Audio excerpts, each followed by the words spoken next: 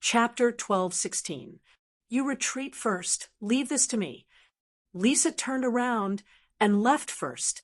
In a flash, the special forces that rushed in quickly surrounded Njia and aimed their guns at him. However, no one dared to be the first to shoot. Njia lit a cigarette absent-mindedly and cast a sidelong glance around. Red Sparrow, I'll leave the rest to you. At the door, Red Sparrow was fully armed and slowly walked in. She played with two tri-edged bayonets in her hands with a cold sneer on her lips. With a wave of her hand, a silver light flashed, and the bayonets mercilessly cut open the necks of the surrounding enemies. She quickly unfolded her windbreaker and turned around, bending over to block the spurting blood for Njia. With a gloomy gaze, she looked around and ordered in a low voice, "Go!" In an instant, the warehouse was lit up. A few figures rushed in as Red Sparrow's subordinates kicked open the door and barged in. Vermilion Bird leaped into the crowd. Thunder turned around, and the dagger in his hand spun rapidly in his palm. It was as if the dagger in his hand was spinning at an extremely fast speed. In an instant, he sealed their throats. Vermilion Bird spread his arms and spun around, and several people fell to the ground. Even small shrimps are so arrogant these days, forming gangs and forming gangs. How dare a few big men bully a child?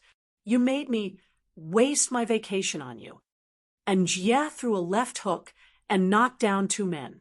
He stomped on them and cursed seriously. I worked hard for a year and finally got a vacation. Give it back to me. Give it back to me. And Jia is so cruel. A mercenary muttered in a cold sweat as he knocked down an enemy. And Jia rarely gets a vacation. He must be in a bad mood to be assigned to a mission. Another person pursed his lips and expressed his understanding. That person silently complained, "The key is that the mission is to deal with a bunch of trash. It's not challenging at all." And Jia glanced at them coldly. "You talk so much on a mission. Are you tired of living?" Then he turned around and lifted his long leg, kicking a man who wanted to sneak up on him to the ground. On the other side, Red Sparrow's skills were flawless and neat. She grabbed the man's throat with both hands and twisted it, sweeping out a flying kick. Her cold and hard temperament was as sharp as a knife, as cold as a sword, and her fierce aura was like that of an Azura. And Jia is still so ferocious. It's quite scary. Anjia's partner, Luca, walked in with his arms crossed. He casually looked around and clicked his tongue in amazement. Then he saw a man in black flying towards him. He calmly dodged the attack. The man howled in pain on the ground, struggling to hold his abdomen as he rolled around. Luca calmly stepped on his head and ravaged it mercilessly. As he did so, he said lazily, "Don't you know that China has a law protecting minors? What kind of man is he to bully two children?" Bang! Bang! Bang! The sniper sounds hidden in the darkness rang out one after another in the silent basement. The sound of bullets piercing through hearts like meteors, accompanied by the sound of people being shot, rose and fell one after another. These weaklings aren't even enough for me to play with. Luca used his hand as a knife and knocked one of them unconscious before kicking him to the side. He then whistled at Anjia. "Don't go overboard. It won't be fun if you make a big commotion." It was inevitable that the government would be alerted and escalate to an international incident. Then it would be meaningless. Chapter 12:17. How dare you interrupt my vacation? Go to hell. His attacks were vicious and ruthless, even mercilessly aimed for the man's groin. Luca and Vermilion Bird's faces darkened as their eyes twitched. The country's special forces were indeed famous, but when they met Mercenary Paradise's two trump cards, Vermilion Bird and Anjia, they were, at best, small fry. In the blink of an eye, the ground was littered with people. Anjia, on the other hand, was still venting his anger mercilessly. "Get up! Did I make you fall?" Angia picked up a pitiful man and pinched his philtrum with a smirk. He then executed a beautiful 1-inch punch with both hands. After a few punches, the man let out a few intense cries and fainted. "You can't even take a beating. Is that all you've got? You can't even withstand my gaze." Angrily, Angia cupped his fists and ruthlessly kicked the lower bodies of the men on the ground. Luca covered his eyes and shuddered in fear at the sight. It was too brutal. When Angia was vicious, he was practically a murder weapon.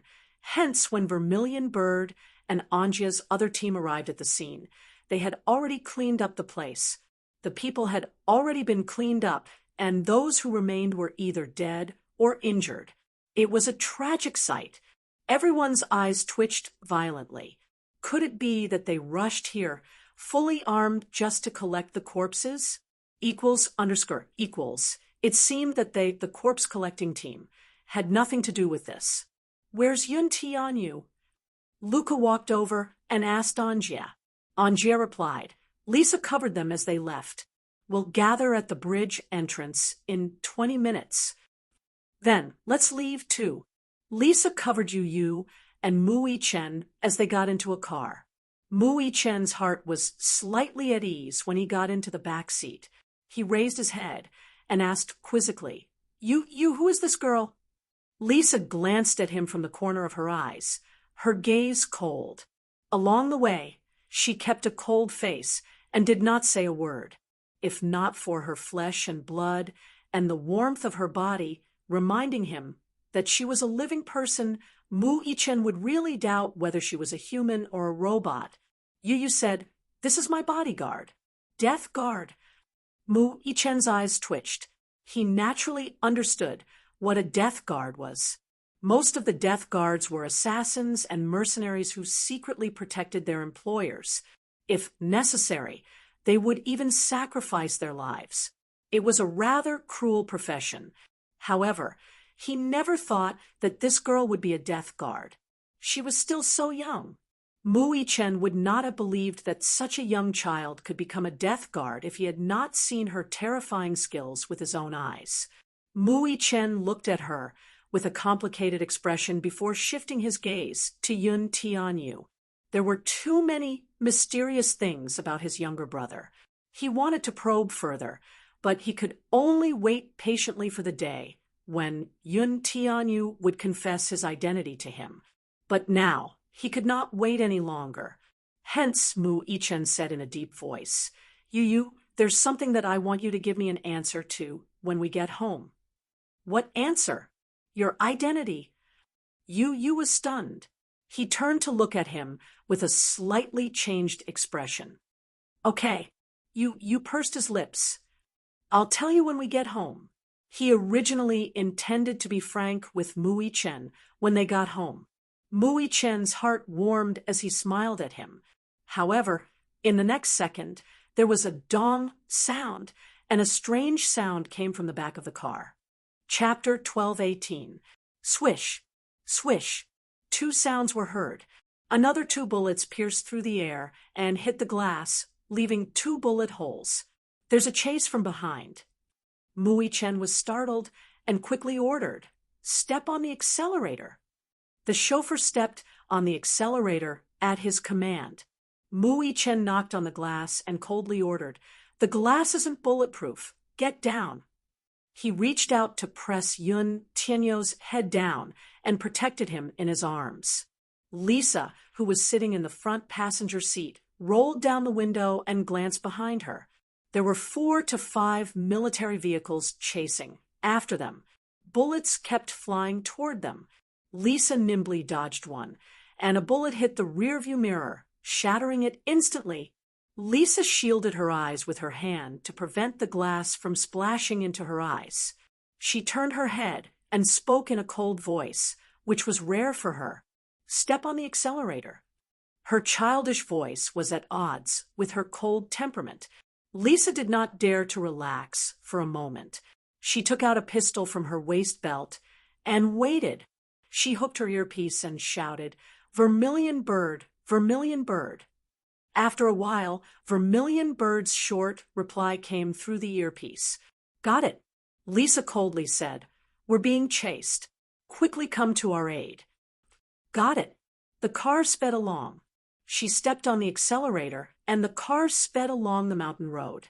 Lisa held the gun and stared at the rearview mirror in the car, without blinking, constantly paying attention to the situation behind them. Behind them, 4 military vehicles were still in hot pursuit. The military vehicles were all modified and had excellent performance. The entire vehicle was bulletproof. The magazine in her hand had a total of more than 10 bullets. She had to use every bullet properly and not waste any of them. With just a thought, a meticulous plan emerged in her mind. Lisa calmly removed the silencer. The silencer affected the bullet's power and was very disadvantageous for long-range shooting. Mui Chen watched in a daze as she skillfully assembled the gun and changed the magazine. He was secretly speechless. This girl was really not simple. Disassembling the gun only took a few seconds, and the whole process was as smooth as flowing water. Lisa glanced at him from the corner of her eyes. Seeing that he was silently sizing her up, her eyes narrowed and her gaze turned cold. "What are you looking at?" Mu Yichen's face stiffened. Her tone was stiff and cold, giving people the feeling that she was cold and arrogant, without a trace of anger. Lisa said in a low voice, "Listen, don't move. Understand? What can I do for you?" "No need." Lisa looked at the rearview mirror, her face still cold.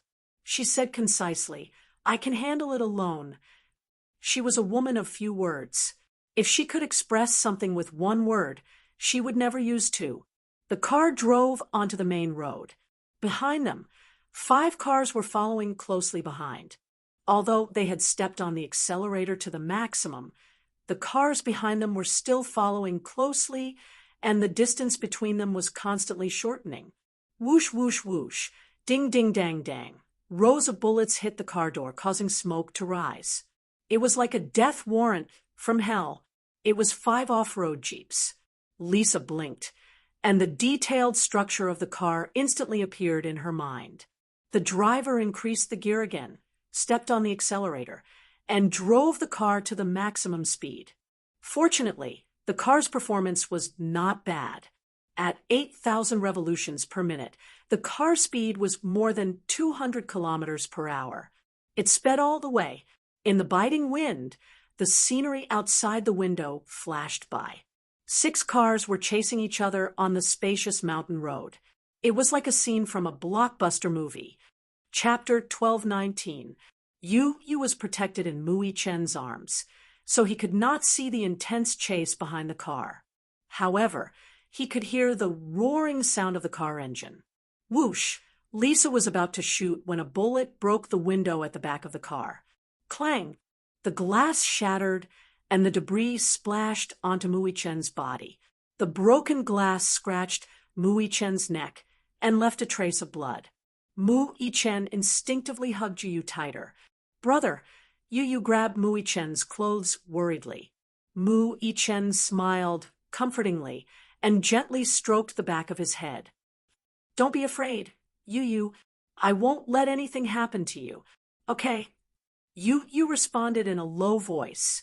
However, he still felt uneasy. Although he was a little awkward, he still forced himself to say it out loud.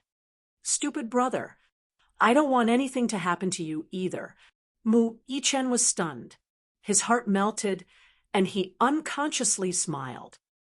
"I'll be fine too." Lisa had been looking for an opportunity. However, when the car made a sharp turn, another row of bullets came from behind. Whoosh, whoosh, whoosh. The bullets shattered the glass with a ding, ding, ding sound. Bang! The bullets pierced through the driver's head. Mui Chen's entire body was stained with blood. Shocked, he looked up in bewilderment, only to see the man in the driver's seat convulsing violently. His head had been blasted by a bullet, and his flesh and blood were splattered everywhere. The man stopped breathing in an instant. His body, which was still warm, fell in front of the steering wheel. The car lost control and almost went off the cliff. Lisa rushed over and steadied the steering wheel. She then pushed the body to the side. The car was barely stabilized. However, the accelerator was still pressed down. Yu wanted to look up to see what was going on. Mu Yichen did not let him look. Yu, don't look. Ha! What was going on? Mu Yichen, who had always been calm, spoke with a hint of fear and trembling. Lisa knelt on one knee and carefully avoided the dense rain of bullets. She held the steering wheel and asked without looking back, "Do you know how to drive?" Mu Yichen's brows furrowed. "Who?" Lisa turned around expressionlessly and locked her eyes on him. "You." "I do." "You." Lisa kicked the door open and pushed the driver's body out of the car. Mu Yichen carried him to the side and warned him, "Don't move. Do you understand? Don't raise your body. There are bullets behind you. Don't get hurt. Okay. Be good and listen to me." With that, Mu Yichen nimbly climbed into the driver's seat, pushed the driver's corpse out, closed the door, and quickly adjusted his seat. He then stepped on the clutch and the accelerator to raise the car's gear. His driving skills were not good. He had touched the steering wheel a little. A year ago, when he drove for the first time, he could drive very steadily. His coach praised him for his talent. It was not his first time driving, so he was not unfamiliar with it. Lisa said, "Step on the accelerator." "Okay." He tried to lower his body as he increased the speed of the car to avoid the bullets coming from behind. Lisa used the back of the seat as cover. She knelt on one knee and held the gun. The next corner was her chance. "There's a sharp turn in front. Be careful." Chapter 12:20. Mu Yichen stared straight ahead with a cold expression. Yu curled up into a ball obediently and did not move at all. There was a sharp turn in front. Mu Yichen quickly pulled the handbrake and stepped on the accelerator lightly. The car turned horizontally and horizontally. The friction between the tires and the ground caused sparks to fly and smoke to fill the air. The cars behind them also turned the corner quickly. As a result, a huge weakness was exposed. The most vulnerable part of a car's tires was the side of the tire. It was also the most difficult time to control the car when it was turning the corner. Lisa was waiting for this opportunity. She held the pistol tightly with both hands. Her beautiful eyes narrowed dangerously as she aimed accurately at the two jeeps behind them. Bang, bang, bang. She shot the front and rear tires of the jeep that was in front. The tires exploded instantly as the car sped into the bend. The result of the flat tire was that the jeep jolted violently. The entire car flipped over, revealing the chassis. The corner of Lisa's lips twitched, and two more shots were fired. The bullets flew through the air. They hit the fuel tank under the car's chassis. At that moment, boom, the car exploded and turned into a ball of fire. The flames soared into the sky. A wave of fire surged over, and a tremendous force of impact swept over with an earth-shattering momentum. Mu Yichen felt a burning sensation on his back. A gust of searing heat rushed up and brushed against their backs. Lisa's hair was flying wildly. She squinted her eyes. She had used 4 bullets and had 6 bullets left. Mu Yichen turned the corner and stepped on the accelerator. The jeep that was hit by the explosion of the fuel tank lost control and crashed into the cliff wall. The cars behind them were obviously unprepared. The two cars collided and kissed each other intimately. At that moment, it was too late for the car to make it in time. The jeep that was almost burnt to ashes flew for tens of meters. Then, the two cars rolled all the way and broke through the guardrail at the same time. They flew out of the cliff. The 3 cars behind hurriedly braked past the burning wreckage and continued to chase after them. Lisa sat in the car and changed the magazine. Mu Yichen glanced at her from the corner of his eye and was shocked to find a trace of blood on her cheek. "Are you hurt?" Lisa looked up coldly at him, but didn't say anything. She just quietly counted the equipment. In fact, the blood on her face was not her blood. However, she did suffer a small injury, just now. Amidst the dense rain of bullets, a bullet grazed her headset and grazed her neck, causing a graze on the side of her neck. There was some blood. It was just a minor injury, not worth mentioning. For an assassin who had walked out of a bloody corpse, this kind of injury was nothing to her. Unfortunately, the radio headset was destroyed by the bullet. As a result, they lost contact. "Are you all right?" Mu Yichen asked worriedly. Lisa didn't even look at him. She lowered her head and quietly inserted the bullets into the magazine. Her movements were smooth and fluid. In a few seconds, she was done with the equipment. Mu Yichen held the steering wheel tightly and secretly sized her up. This girl gave off a cold vibe. She was as cold as death. Other than a murderous aura, there was no sign of life at all. In his heart, a trace of heartache flashed past. Chapter 12:21. In his mind, an 8 or 9-year-old girl should be naive and innocent. She should have a bright and gentle smile all night long. She should be playful like a little bird. If a girl had to be compared, she should be like a beautiful flower bud that slowly bloomed with youth. She, on the other hand, was like a sharp knife, cold and stern. Whether it was her eyes or her voice, there was no warmth at all. Mu Yichen couldn't help but be distracted for a moment. The car swayed a little. Lisa looked up sharply and looked at him. "What's wrong?" "Nothing. Drive properly," Lisa said again. Her cold and indifferent tone was like an order that couldn't be disobeyed. His tone was as stiff as his instructor in the special training camp, meticulous. She was so young, but she spoke with a little accent. Lisa looked through the rearview mirror and suddenly ordered, "Slow down." "What?" "Slow down," she repeated again. Mu Yichen was a little confused. The car was rushing forward, and it was too late to shake off the 3 cars. It wasn't easy to get rid of them, but now she wanted to slow down. What was she thinking? "Are you crazy? If we slow down, they will catch up again. We can't slow down." Lisa narrowed her eyes. "Don't doubt my words. Slow down. You—" Mu Yichen was at a loss for words. "Listen to me. I will guarantee your safety," Lisa said righteously. Mu Yichen's knuckles turned white as he held the steering wheel. Beads of cold sweat seeped out of his forehead. "Why? Are you scared?" Lisa said coldly. "If you are, I will drive." Mu Yichen pursed his lips. "Scared? You must be joking."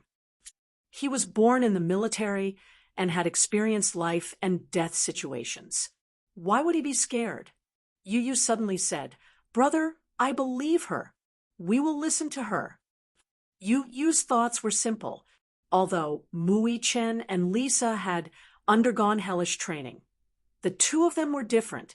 Mu Yichen's training was mostly about simulated battles, but Lisa had experienced countless actual battles. Her experience was obtained by shedding blood. In terms of experience, Lisa would not take the risk if she did not have absolute confidence. Mu Yichen gritted his teeth. "All right, I'll listen to her." As soon as he finished speaking, his eyes turned sharp. He suddenly stepped on the clutch, lowered the gear, and braked slightly. The 3 vehicles quickly caught up and fired at him from behind. However, they seemed to have some misgivings. If they could capture him alive, they would not hurt him. Therefore, the bullets were sparser than before. Yu remained motionless in the corner. He had never felt that death was so close to him. It was so close that it felt like it was only an inch away. One of the Jeeps stepped on the accelerator and caught up with them. When it reached the side of their car, it crashed into them with a loud bang and forced their car into the middle of the road. The friction between the metal plates caused sparks to fly everywhere. There was a commotion in the car. Lisa said, "Step on the accelerator." Mu Yichen tried his best to stabilize the car and stepped on the accelerator. Lisa looked out the car window. The Jeep was right next to them. The window rolled down and a man who looked like a soldier shouted angrily at them, "Stop the car! Stop the car!" However, the next second, the man was stunned.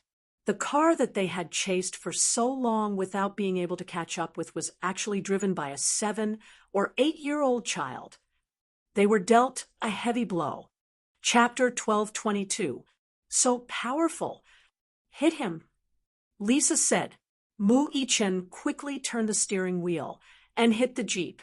The two cars collided and rubbed against each other. Mu Yichen turned the steering wheel again. First, he swerved inwards, then he hit the Jeep hard. Lisa suddenly raised her hand and aimed at the driver's temple. She pulled the trigger, and a bullet went straight through his head. The throat of the soldier in the front passenger seat was also pierced. The car lost control and tilted to the right. Then it hit the guardrail and rolled down the cliff. Boom! A fiery light exploded in the forest along with the rising smoke. The two cars behind them caught up again, one on the left and one on the right, sandwiching their car in the middle. They were neck to neck. Lisa nimbly climbed out of the sunroof and jumped. Her nimble body immediately crouched on the roof of the other Jeep. She broke the window of the front passenger seat and jumped in. Before the person in the car could react, she had already given him a concussion from her uppercut. Then a strong hand grabbed their collar and spun the dagger in her hand. The two pitiful men only felt a chill in their throats. Hot blood sprayed on the back of the seats. The strong smell of blood assaulted their nostrils. In just 30 seconds, the 4 people in the car were taken care of. Mu Yichen was stunned. F***CK. Did this girl have to be so fierce? Even fiercer than him. But she was pretty cool. Yu looked at this scene and gulped. Then she said slowly, "It's too scary to marry such a girl." Mu Yichen was silent. At this juncture, he was still in the mood to joke. Yu seemed to understand his gaze and said seriously, "I'm not joking. Don't you think she's very violent?" Mu Yichen pondered for a moment and admitted, "Yes, she's very violent." Not only was she violent, she was very violent. Yu said, "Violent girls are very scary." Why did he feel that Lisa was very cool? "I still prefer girls who are gentle and cute like my mommy," Yu said softly. Mu Yichen was even more silent. Did this kid have an Oedipus complex? This is not an Oedipus complex. Yu seemed to have seen through his doubts and said seriously. Mu Yichen felt that he had lost. This kid, did he have the ability to read minds? While Mu Yichen was cursing inwardly, the girl had already gotten into the driver's seat. She took control of the Jeep, turned the steering wheel, and slammed it into another Jeep. It was as if they were going to perish together with the enemy. Mu Yichen's heart skipped a beat at the sight. She couldn't be thinking of perishing together with these people. Could she? He suddenly had an inexplicable worry in his heart. Lisa controlled the steering wheel tightly. She stepped on the accelerator fiercely and slammed into the Jeeps, but with an overbearing aura. Bam! Bam! Bam! "There's a cliff in front. Be careful," you suddenly reminded him. Mu Yichen looked ahead and saw a straight 90-degree bend not far away. Beyond the railing was a cliff. He suddenly understood what Lisa was trying to do. She was going to hit the last Jeep off the cliff. Chapter 1223. However, They seemed to have forgotten that Lisa's car was the same as theirs. It had been carefully modified and was bulletproof. The bullets that hit the car were light and harmless. Mu Yichen's car sped up and quickly turned the corner. Lisa stepped on the accelerator and had no intention of braking. She drove the Jeep in front of her out of the cliff. Bang! The two cars sped out of the fence. The moment the car left the ground, Lisa quickly kicked open the door and jumped out of the car. She landed nimbly on the ground. The two cars flew a few meters in the air, one after the other. Then they crashed down the cliff. The cliff was tens of thousands of feet deep. It was not an exaggeration to say that they would be smashed to pieces if they fell down.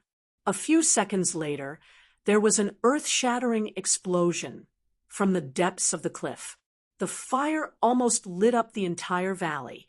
The deafening sound of the explosion echoed throughout the entire valley. Amidst the strong wind, she stood at the edge of the cliff. Her hair danced in the wind. Even though she was covered in blood, it did not affect her aura at all. Mu Yichen stopped the car by the cliff. When he got out of the car, his hand was already covered in cold sweat. Compared to simulated battles, a real battle was very cruel. In simulated battles, there was still a chance to salvage the situation if there was a mistake. However, in a real battle, if one made a wrong decision, it would be exchanged for a bloody lesson. Mu Yichen and Yu got out of the car and ran quickly to Lisa. When they saw that she was covered in blood, they were shocked. They thought that she was injured. "Are you okay?" he asked with concern. His face was anxious. Lisa glanced at him. Her lips were extremely cold. "I'm still alive." She gave a concise reply and walked towards the car with a blank expression. Her style of speaking was so cool, Mu Yichen muttered in his heart. This girl's ability was indeed not to be underestimated. He trusted the right person. Lisa walked to the front of the car. Just as she was about to get in, her sharp ears caught a slight oddity. She lowered her body and saw that there was already a pool of oil on the ground. Mu Yichen's car had made a sharp turn just now and hit some gravel on the ground. The gas tank was damaged. Lisa frowned slightly. The car's fuel tank was broken. It seemed that it couldn't be driven. She took her equipment from the car and carried her combat bag. Then she turned around and said, "Follow me." "Oh, you immediately followed him." Mu Yichen chased after her. "What's wrong? The car can't be driven?" "Yes, it's leaking oil." "Oil spill." Mu Yichen was taken aback. Thinking back, he seemed to have accidentally crushed a very large rock in his panic. That rock was very sharp, and he was afraid that it had scraped the fuel tank. "What do we do now?" "Let's go back." Lisa raised her head, raised her thumb, and gestured towards the Big Dipper in the night sky. She then pointed into the distance. "That's north. Keep going north and meet up with the company." Mu Yichen nodded. The mountain road stretched for thousands of miles to the west. If they wanted to reach the rendezvous point, they would have to pass through a forest. If there were no accidents, they would be able to reach the rendezvous point by dawn. Lisa turned around and looked at Yu. "Can you walk?" "Yes, I'm fine." Only then did Lisa turn around and continue walking forward. Mu Yichen felt that he had been left out. Chapter 1224. Just as they entered the forest, they saw the headlights of cars not far away. Honk, honk, honk. Rows of military vehicles hurried past the shadows of the trees on the mountain road, causing the earth to tremble. In a secluded thicket, 3 figures were carefully hiding. Lisa peeked through the gaps between the branches and watched the well-trained troops rush toward the east. It was only when the vehicles were far away that Mu Yichen's anxious heart relaxed, and he heaved a sigh of relief. "It's not Vermilion Bird's team." Lisa had originally arranged for Vermilion Bird to meet her, but it seemed that this group of people was Mu Lianjue's men. Her wireless earpiece was broken, and she had lost contact with Vermilion Bird.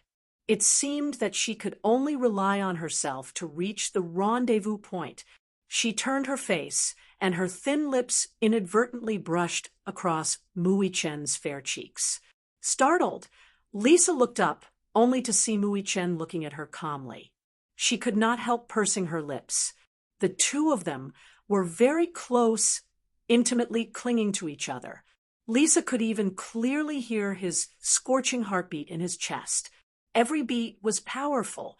She moved back discreetly, but he held her back with one hand.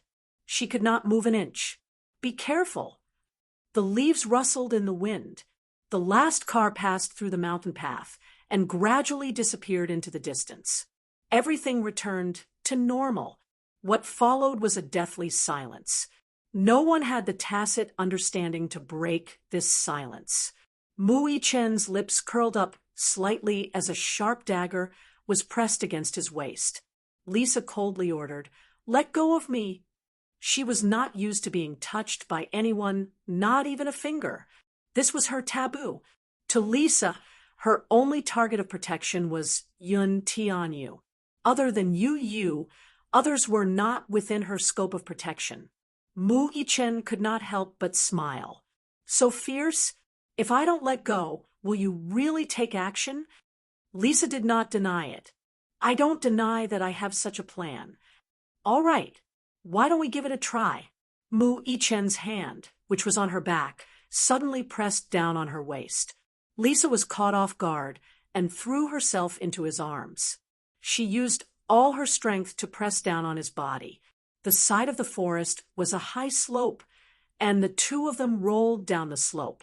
A burst of dizziness and chaotic breaths connected. Lisa felt a sharp pain in her waist, as if she had broken a small sapling on the hillside. She raised her head and looked at Mu Yichen's cold expression.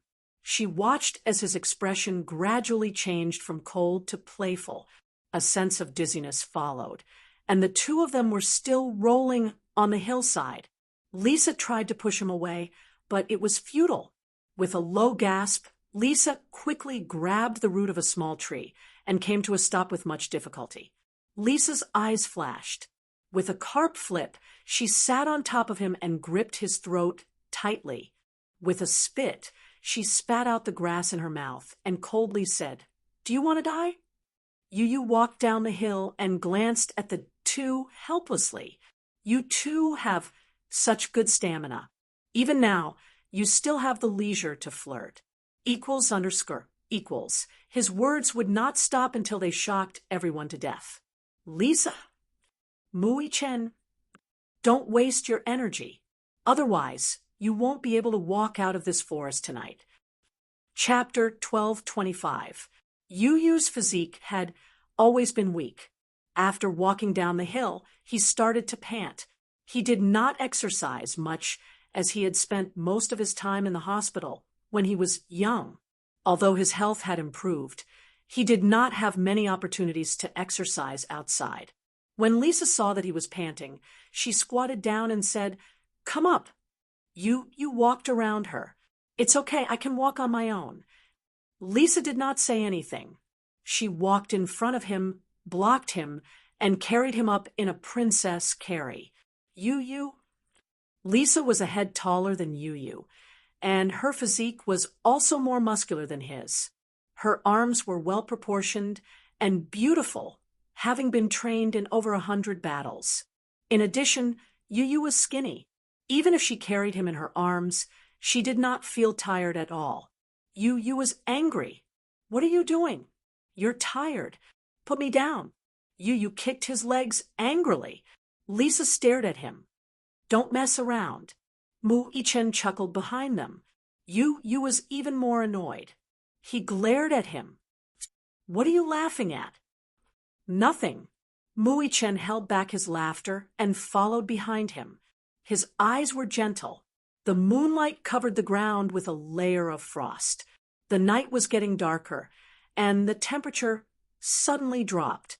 The wind in the mountains was bone-chilling. When it blew on her body, it felt like a cold knife cutting into her bones. Gradually, even her hands became stiff and could not move freely. Lisa sniffed her nose that had turned red from the cold. She felt a sense of peace that she had not felt for a long time. She recalled the time when she was in the assassin camp. Every second was like walking on thin ice, and she even had to be careful when she breathed. In this secluded mountain, although she was cold, hungry, thirsty, and in a poor state, she could enjoy the free air without any worries. Nothing was more important than being alive, including dignity. It was by relying on such a shocking will to survive that she was able to walk out of the assassin camp, leave that hellish place, and obtain a new life. Lisa carried Yu and walked quietly on the mountain path. The thick smell of blood lingered at the tip of her nose. The blood on her cheeks had already dried up, and there was a large patch of blood on her chest. At this moment, she couldn't tell if the blood came from her or the soldiers. Lisa lowered her head and looked at Yu in her arms. He closed his eyes in exhaustion. Beside her, Mu Yichen walked side by side with her. In her eyes, Mu Yichen was undoubtedly a high and mighty noble young master. Now that there was no water or food in this wilderness, such a proud and arrogant, noble young master would definitely suffer some hardships. As he walked, Mu Yichen suddenly saw a sparkling lake in front of him. "There's a lake." Mu Yichen pointed. His body was covered in blood. The more he couldn't stand the smell of blood, the more he thought about whether he should wash himself properly. As he thought about it, he already had a direction under his feet and walked towards the small lake. Lisa put Yu down and walked to the lake. She stood with her arms crossed and saw that Mu Yichen was already squatting by the lake. "Yu, come here. There's water here, and the water is quite clean." Yu walked over. At this moment, his clothes were in a mess, and he looked disheveled. He squatted by the lake and licked his dry lips. He looked hesitantly at the lake water. He wanted to drink it, but when he held it in his hands, he smelled a fishy smell. He wanted to drink it, but he felt disgusted. He stretched out his hand, but withdrew it awkwardly. He seemed to dislike the water quality of the lake. Chapter 12:26. Yu had a serious obsession with cleanliness. He didn't know if the lake water in the wilderness was clean or not. He frowned in disgust. Mu Yichen explained, "It's not smelly. It's just that the water has a strong fishy smell. Fresh water that hasn't been filtered always has this smell." Yu stretched out a finger solemnly. He wet the tip of his finger and brought it to his nose to smell it. Then he frowned deeply. His face was ashen and very ugly. He usually loved cleanliness and had never even drunk tap water before. How could he tolerate such a terrible water quality now? Lisa walked to the side of the lake and reached out to test the temperature of the water. Although the lake water was very cold, the temperature in the wilderness was already very cold. Therefore, compared to the lake water, her fingers felt a little warmer. She cupped her hands and took a big gulp of the water. The fishy smell of the water rippled in her mouth, and it was hard to swallow. Gulp. Lisa forced herself to swallow it down. Her stomach suddenly felt nauseous, and she almost vomited. She frowned and smacked her lips. With a bitter face, she forced herself to take another big gulp. It was very quiet in the wilderness. The sound of her drinking attracted Yu's attention. He turned his head and saw that Lisa had actually drunk a few mouthfuls of water. His stomach felt even more nauseous. Mu Yichen also drank a few mouthfuls of water. The strong, fishy smell spread between his lips and teeth. He also almost vomited. It tasted terrible. The fishy smell was so strong that Mu Yichen almost vomited. Yu saw that the two of them were frowning and thought that the water must be very hard to swallow. Therefore, he decided to give up. Lisa took off her outerwear and tore open her lapel. The bloodstains had already dried. Her clothes were tightly attached to her skin. She had to carefully separate them. Then, she dipped her hands in the lake water and washed the bloodstains on her face and chest. The cold lake water drenched her skin. The bone-chilling cold attacked her heart. It was as if even her blood had frozen. She couldn't help but gasp, and her hands moved faster. Mu Yichen watched as she calmly took off her clothes in front of him. Since he was young, he had been taught that there was a difference between men and women. Therefore, he couldn't help but frown deeply. He looked away unnaturally, and his face was strangely red. When Lisa finished washing and raised her head, Yu was already far away. He didn't force himself to drink the lake water. Even though he was thirsty and the lake water wasn't dirty, it was too hard to drink. Even if he was dying, he wouldn't drink it. Even if he died of thirst. On the way there, Yu decided to rest while the girl went to catch 2 snakes. She skillfully separated the meat from the innards and carefully washed them a few times. She planned to start a bonfire to cook some game to warm her body. While she was gathering firewood, she saw Yu trying to start a fire. She didn't know who misled him, or if it was because this young master's experience in the wild was too pitiful. He casually gathered a bunch of dried leaves and branches together and clumsily rubbed a branch. However, there was no flame. Yu's expression was very ugly. He looked at the pile of dried leaves and felt depressed. Can't he just drill wood to extinguish the fire? Mu Yichen stood behind him. He wanted to laugh, but after thinking about it, he restrained himself. Chapter 12:27. Lisa picked up a lot of dry firewood and gathered a large number of dried leaves. Her movements in the grass attracted Mu Yichen's attention. She sat down on the ground, took out the flint she found, and took out a dagger. She knocked the flint with the dagger, and the sparks fell on the dried leaves. A wisp of smoke rose in spirals. With her efforts, she finally managed to start a wildfire. Lisa expressionlessly threw the dried branches and leaves into the fire. The fierce flames reflected her face red. She suddenly turned her face and looked at Yu, who was not far away, with a gloomy face. She said, "Come here." Yu frowned deeply. He was a little shocked. He started the fire for a long time, but there was no smoke. She made the fire in no time. How did she do it?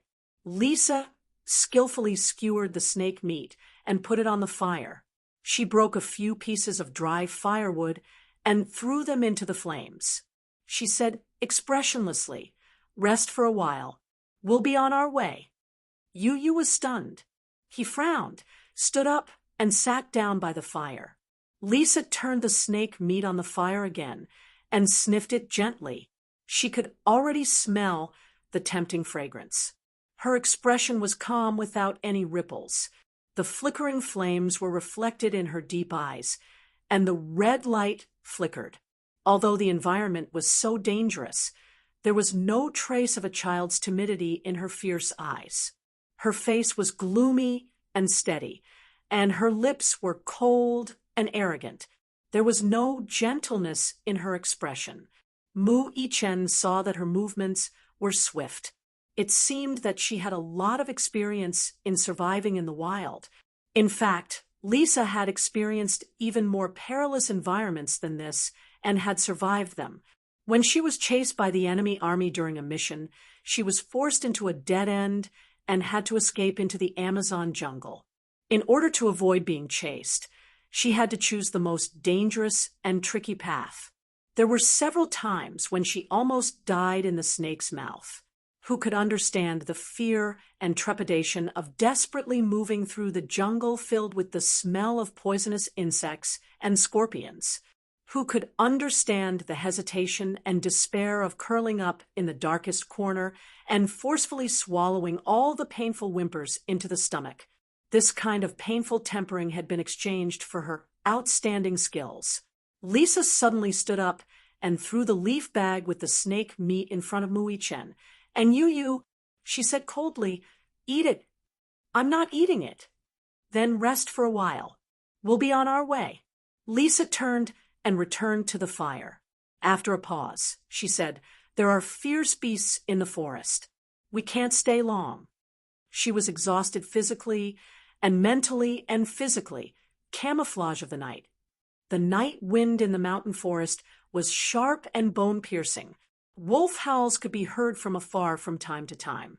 Looking from afar, it was a vast expanse of whiteness. Lisa furrowed her brows and looked at the distant horizon, her sharp eyes shining brightly. It was late into the night. The wind in the forest was cold and strong. Lisa hugged her knees and leaned against the stone wall. Her eyes were slightly closed and her body was tightly bent. The clothes on her body were too thin. If she wasn't leaning against the fire, she was afraid that she would have frozen. She didn't dare to sleep. She didn't even dare to close her eyes for a while. First of all, in the extreme cold, her body temperature would drop very quickly. She was afraid that if she slept like this, she would die. Second of all, the wilderness was too dangerous. How could she let down her guard when there were wild beasts? She had to bring you back safely. This was her mission. Chapter 1228. The fire gradually extinguished, leaving only a few sparks. The firewood had been used up. Lisa curled up, her hands numb from the cold. She leaned against the stone wall to avoid the cold wind. A thin layer of ice seemed to have formed on her face. Every pore was frozen, and it was difficult for her to even blink. She rubbed her hands and exhaled as she looked up at the night sky. You leaned against Mui-chen and closed his eyes to rest. Mui-chen leaned against the stone wall. His jacket was the one that the scarred man had handed to him. When he put his hands into the pocket to warm them up, he touched something hard. He was secretly shocked and took it out. It was a photo. In the photo, a girl was standing in an amusement park. She had a bright and warm smile on her cute face. On the back was a man's handwriting. Ruoshue, Daddy loves you. Was this his daughter? Mui-chen frowned slightly and put the photo back into the inner pocket over his heart. He turned around and glanced at Yu. At this moment, he was quietly leaning against him, his head resting on his shoulder. The wind lifted up his ink-black hair, brushing past his pale and thin face, entangling with his eyelashes. He looked a little weak, dispirited, and lifeless. He had to hurry. If he stayed here any longer, he might freeze to death in the wilderness. When the new sun slowly rose in the east, Lisa picked up a pile of leaves and carefully buried the traces of the dry fire. With the help of the sunrise at dawn, she vaguely determined the direction. With her good sense of direction, she slowly walked towards the north. Mui-chen carried Yu on his back and followed closely behind. In the depths of the forest, the light of dawn pierced through the shadows of the trees. On the treetop, a cobra spat out its dark red tongue menacingly. The bullet pierced through a dark green leaf, and smoke rose into the air. Under the shade of a huge tree, Lisa tilted her head and looked at the cobra that had been accurately shot in the head. She played with the colt in her hand expressionlessly. She picked a few fruits from the tree and took a bite. The sour juice spread in his mouth. She threw it away with a ba sound. The fruit wasn't ripe yet, so eating it would upset the stomach. Mui-chen looked at her. She was wearing a camouflage combat uniform, and her figure shuttled through the rainforest nimbly. She was like a cute and wild cat. She climbed up the tree and suddenly saw the colorful plants around her. She couldn't help but stretch out her hand and play with them. The corner of her mouth couldn't help but reveal a charming smile. He was actually laughing. Mu Yichen's eyes glinted. He actually saw a rare smile on her face. She was so beautiful when she smiled. Lisa's face softened with the mystery of the East and the delicacy of European descent. When she didn't smile, she was noble and cold, like an insufferably arrogant queen who looked down on all living things. When she smiled, there was a hint of gentleness unique to Eastern women. Her eyebrows flowed with charm, charming all living things. The new sun slowly rose from the horizon. In the morning light, the depths of the forest were dark and damp. The smell of poisonous insects and wild beasts filled the forest, one after another. A poison dart frog was perched not far away. Its pair of dull eyes stared at the girl on the tree trunk. From time to time, its stomach would swell and it would let out a strange croak. Chapter 1229. Lisa hugged the huge combat bag and climbed to a higher place.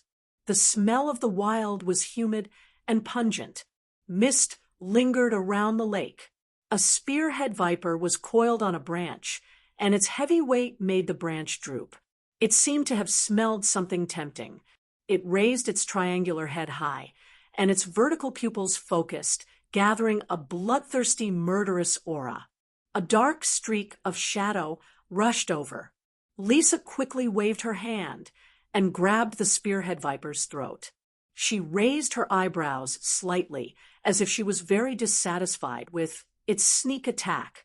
She reached out and stroked its head. The spearhead viper suddenly opened its bloody mouth, baring its sharp fangs. Lisa's cold eyes met with it. Her gaze narrowed, and her two hands tore the spearhead viper apart.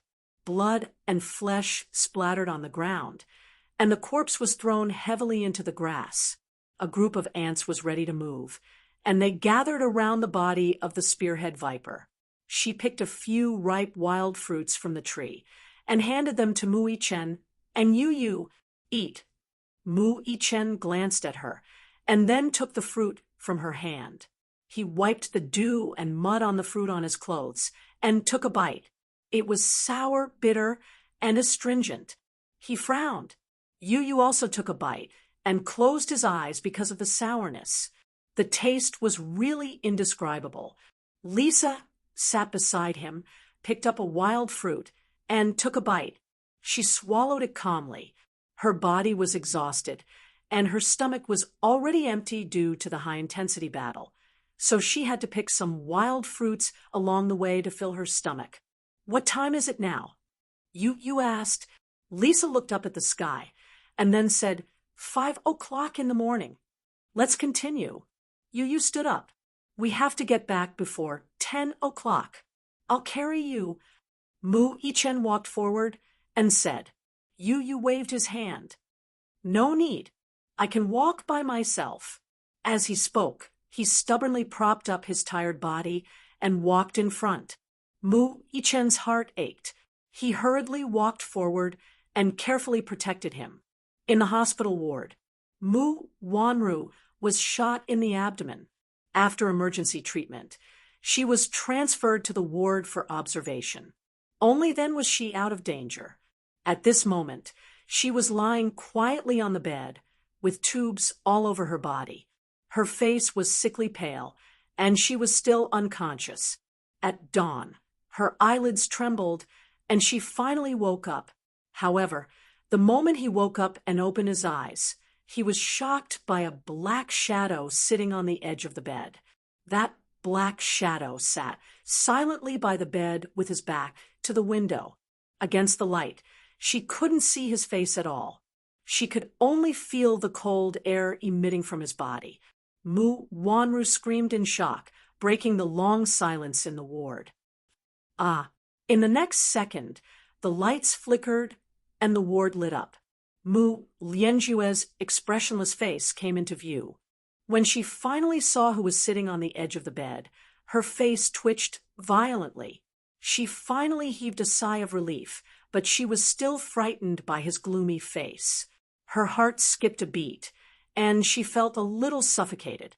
She did not know how long she had been unconscious, but when she finally passed the critical period and woke up in a daze, she could not help feeling nervous when she saw his gloomy face. What happened? Why did he look like this? What exactly happened? He coldly said, "Humph, you're finally awake." Chapter 1230.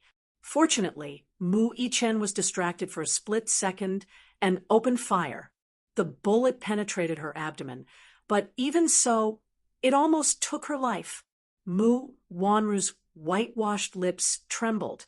Her heartbeat quickened at his unfriendly tone. "Fourth uncle, why do you look so terrible? Did something happen?" He snorted coldly and ignored her. Just 2 hours ago, he received a report from his subordinate. The underground warehouse where the hostages were kept had been massacred by a mysterious troop. It was a bloodbath because only a few soldiers survived out of the 100-odd people. Even if they survived, their injuries were very serious. Some of them even lost their heartbeats on the way to the hospital before they could be rescued. The scene was a mess with blood flowing like a river. It was said that there were not many traces of a struggle. It could be said that the 100-odd people were wiped out in a second. As for the 2 hostages, they were naturally taken away, and there was no news of them. Mu Lianjue was so angry that he almost had a heart attack. In a fit of rage, he scolded his subordinates harshly. He had sent 3 batches of troops to guard the place, but they were all taken away. He was so angry that he could not speak. Not long after, there was another piece of news. It was said that the 2 children got into a car and left first. There was no news of the 5 cars of troops sent to chase after them. They followed the tracks on the road and found signs of a car crash at a remote cliff. They speculated that it had been hit and fell off the cliff. It was hard to tell what had happened in the dark of the night.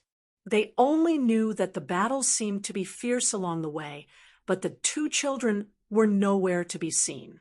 They had sent more men to continue tracking them, but there was still no sign of them. Mu Lianjue's usually calm face showed a rare hint of anxiety.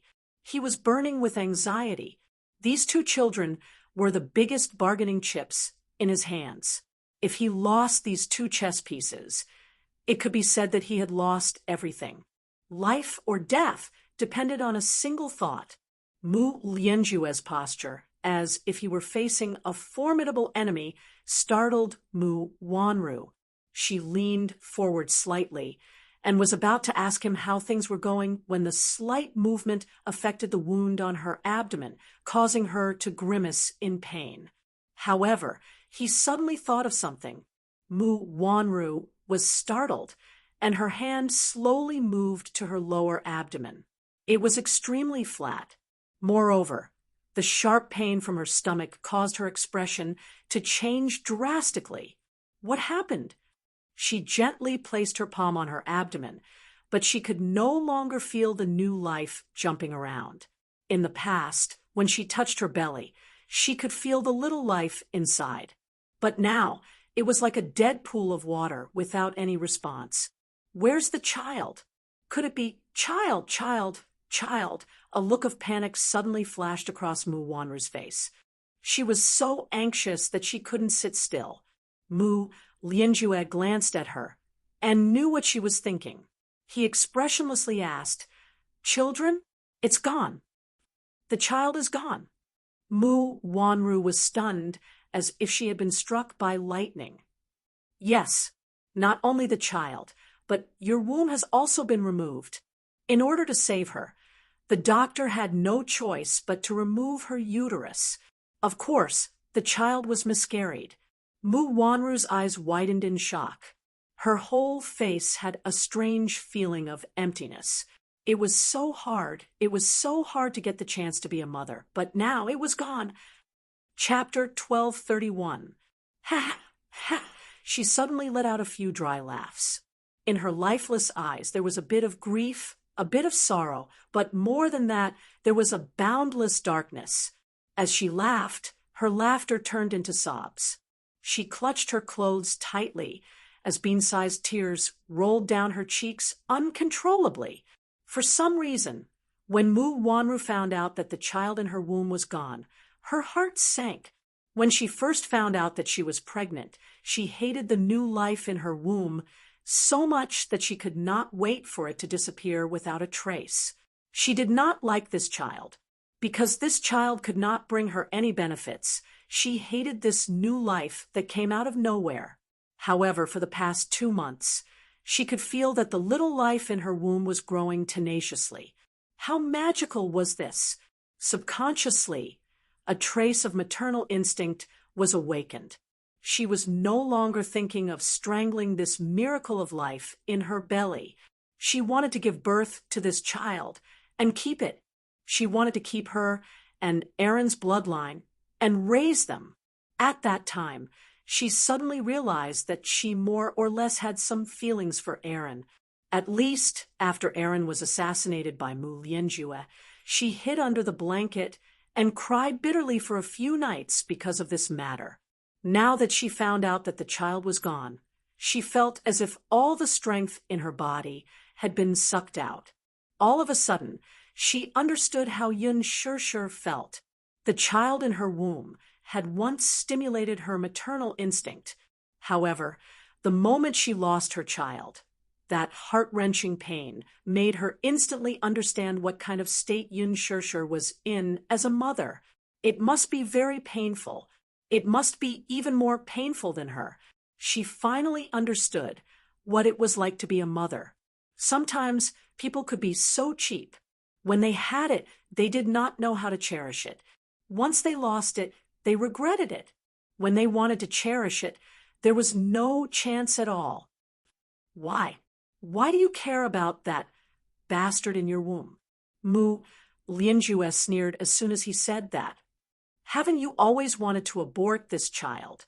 This time, your wish is granted. Mu Wanru lowered her head and looked at her flat stomach in disbelief. Her pale face was as if it had been brushed with a layer of white powder. She widened her eyes without blinking, and a few drops of tears fell in a daze. Aaron's gentle words suddenly rang in her ears. Come with me. I'll bring you far away from all this trouble.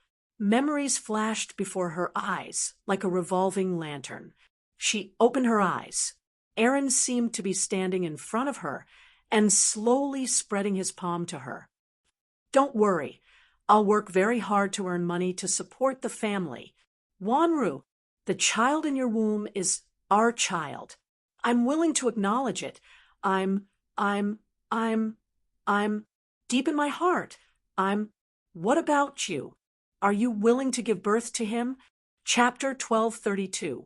Wanru, I love you with all my heart. Although I can't give you wealth, I'll work hard and use my hands to create a stable life for you. Wanru, I love you with all my heart and have never changed. For you, I entered the Mu group. For you, I've done so many evil things for you. But now, you're leaving me. Wanru, is your heart so hard?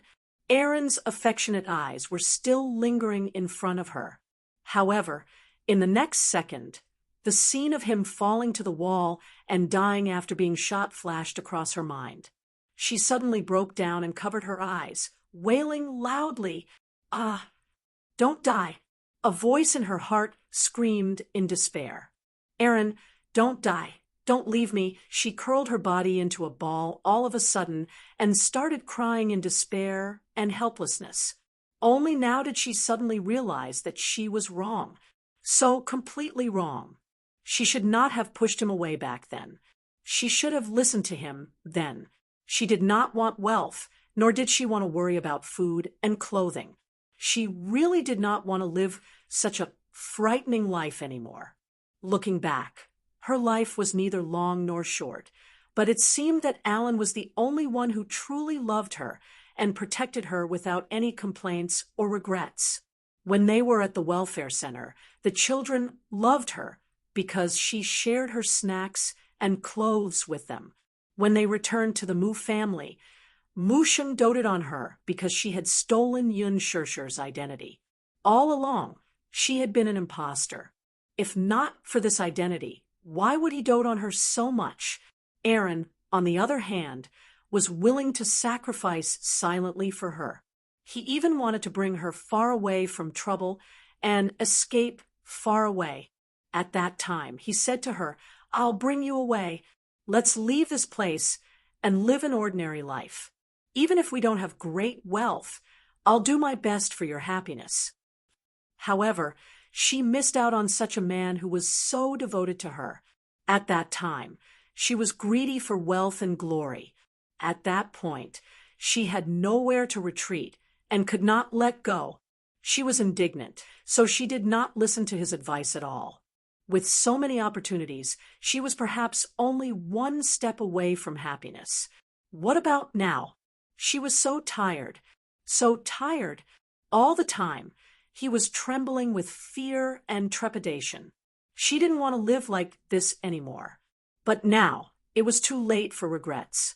There was no medicine for regret in this world, nor was there a second chance. She didn't know what kind of life awaited her.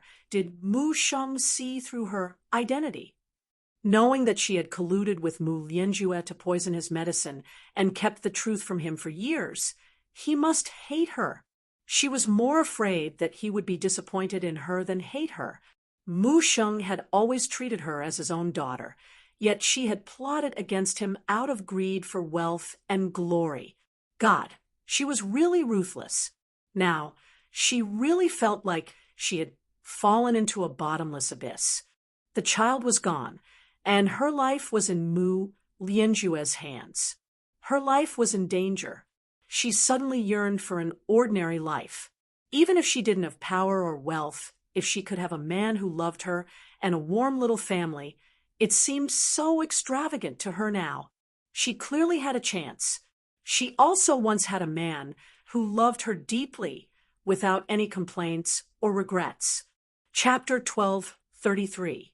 Initially, when the child was still around, she still had a sliver of hope in her heart. However, when she learned that she had lost her child with Alan, her heart seemed to have been torn open with a bloody hole, and she fell into the endless darkness. Mu Wanru was filled with regret. Clutching her aching heart, she cried heartbreakingly. "I'm sorry," she whimpered. At this moment, she really regretted everything she had done from the bottom of her heart. I'm sorry. She repeated it 1,000 times in her heart, clutching her heart as tears streamed down her face. She was wrong. She should not have slandered Yun Shishir as a thief for the sake of fighting for affection. She was wrong. She should not have stolen her jade and replaced her identity for a moment of greed. She was wrong. She should not have schemed everywhere for glory and wealth. She was wrong. She should not have used unscrupulous means to harm Mu Sheng in order to achieve her goal. She was really wrong. She should not have pushed Aaron away. That man who loved and protected her with his life. That man who appeared in her life and once revered her as a treasure. Woo, woo, woo, woo. Mu Wanru wailed at the top of her lungs. Having lost her flesh and blood, she was instantly disheartened.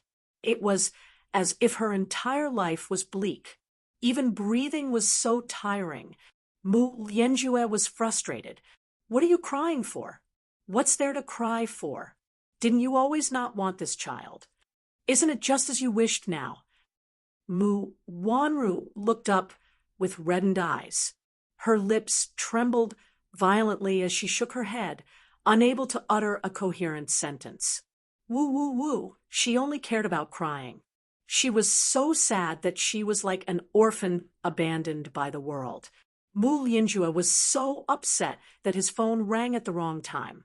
He stood up abruptly and said, "Useless be asterisk, TCH. Do you know that you only know how to cry?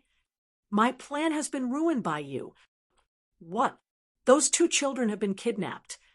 Mu Lianjue paused and looked at her with sharp eyes. Mu Wanru.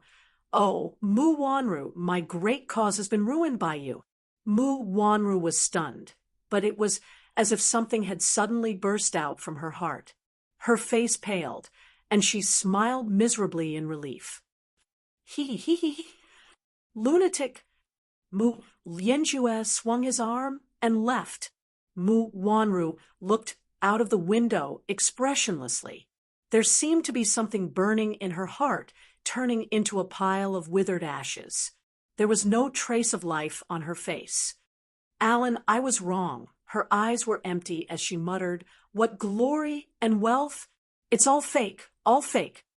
Only you are real. So, can you come back? Come back and accompany me, okay? I'm all alone now. The child is gone. You're gone too. What do I have left? I should have left with you back then. I should have gone far away with you, away from all these troubles. Why was I so foolish back then?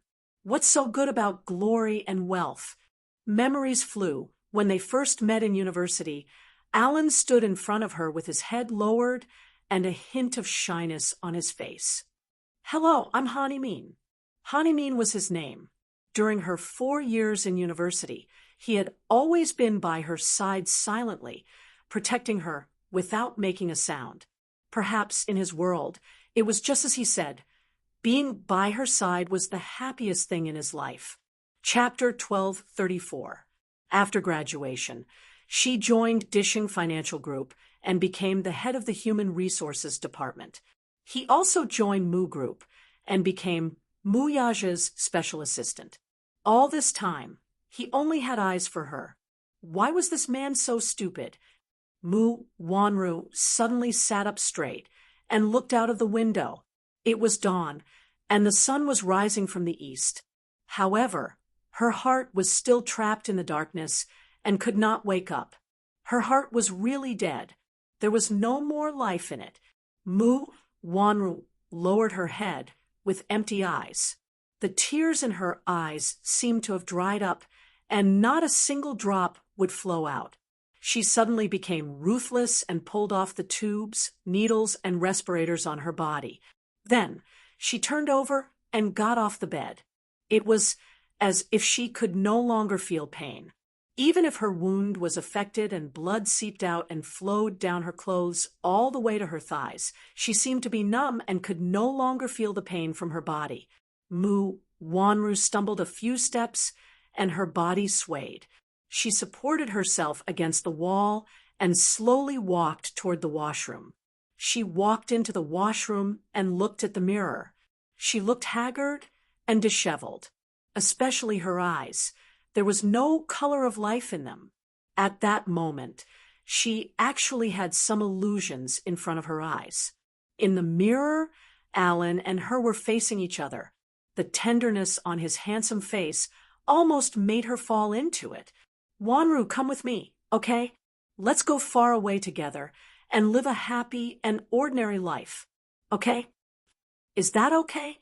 Is that okay?" he asked gently over and over again. Mu Wanru's tears fell. She could not help but reach out to him. When her fingertips touched the mirror, it was as if she could feel the warmth of his hand. "Okay." Mu Wanru smiled sweetly. Her eyes were so gentle that it seemed as if tears were about to drip out.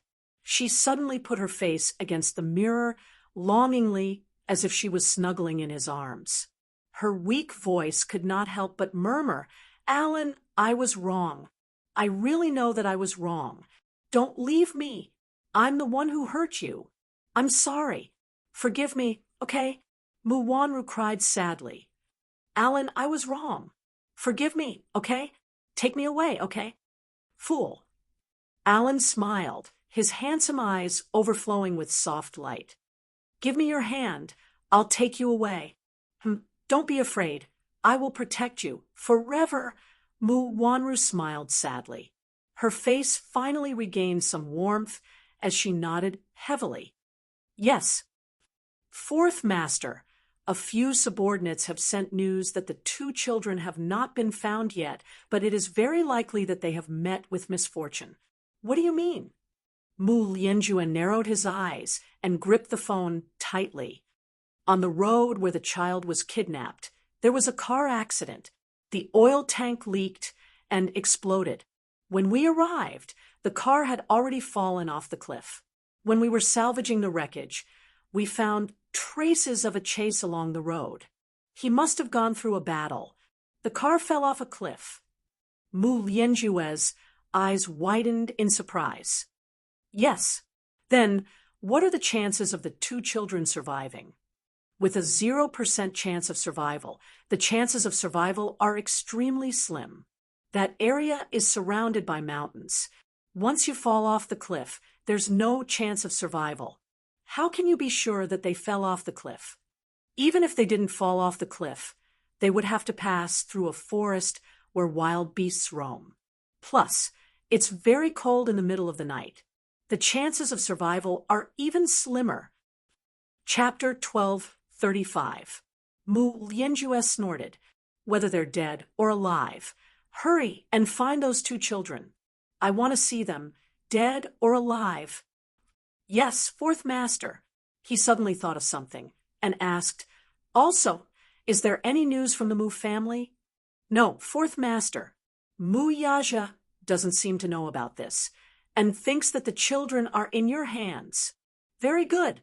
Report to me immediately if there's any news from the Mu family. Yes, I'll keep an eye on it. This morning at 9:30 a.m. Proceed as planned. Yes, fourth master. Mu Lianjue hung up the phone and walked into the ward. The moment he opened the door, he was greeted by the smell of blood.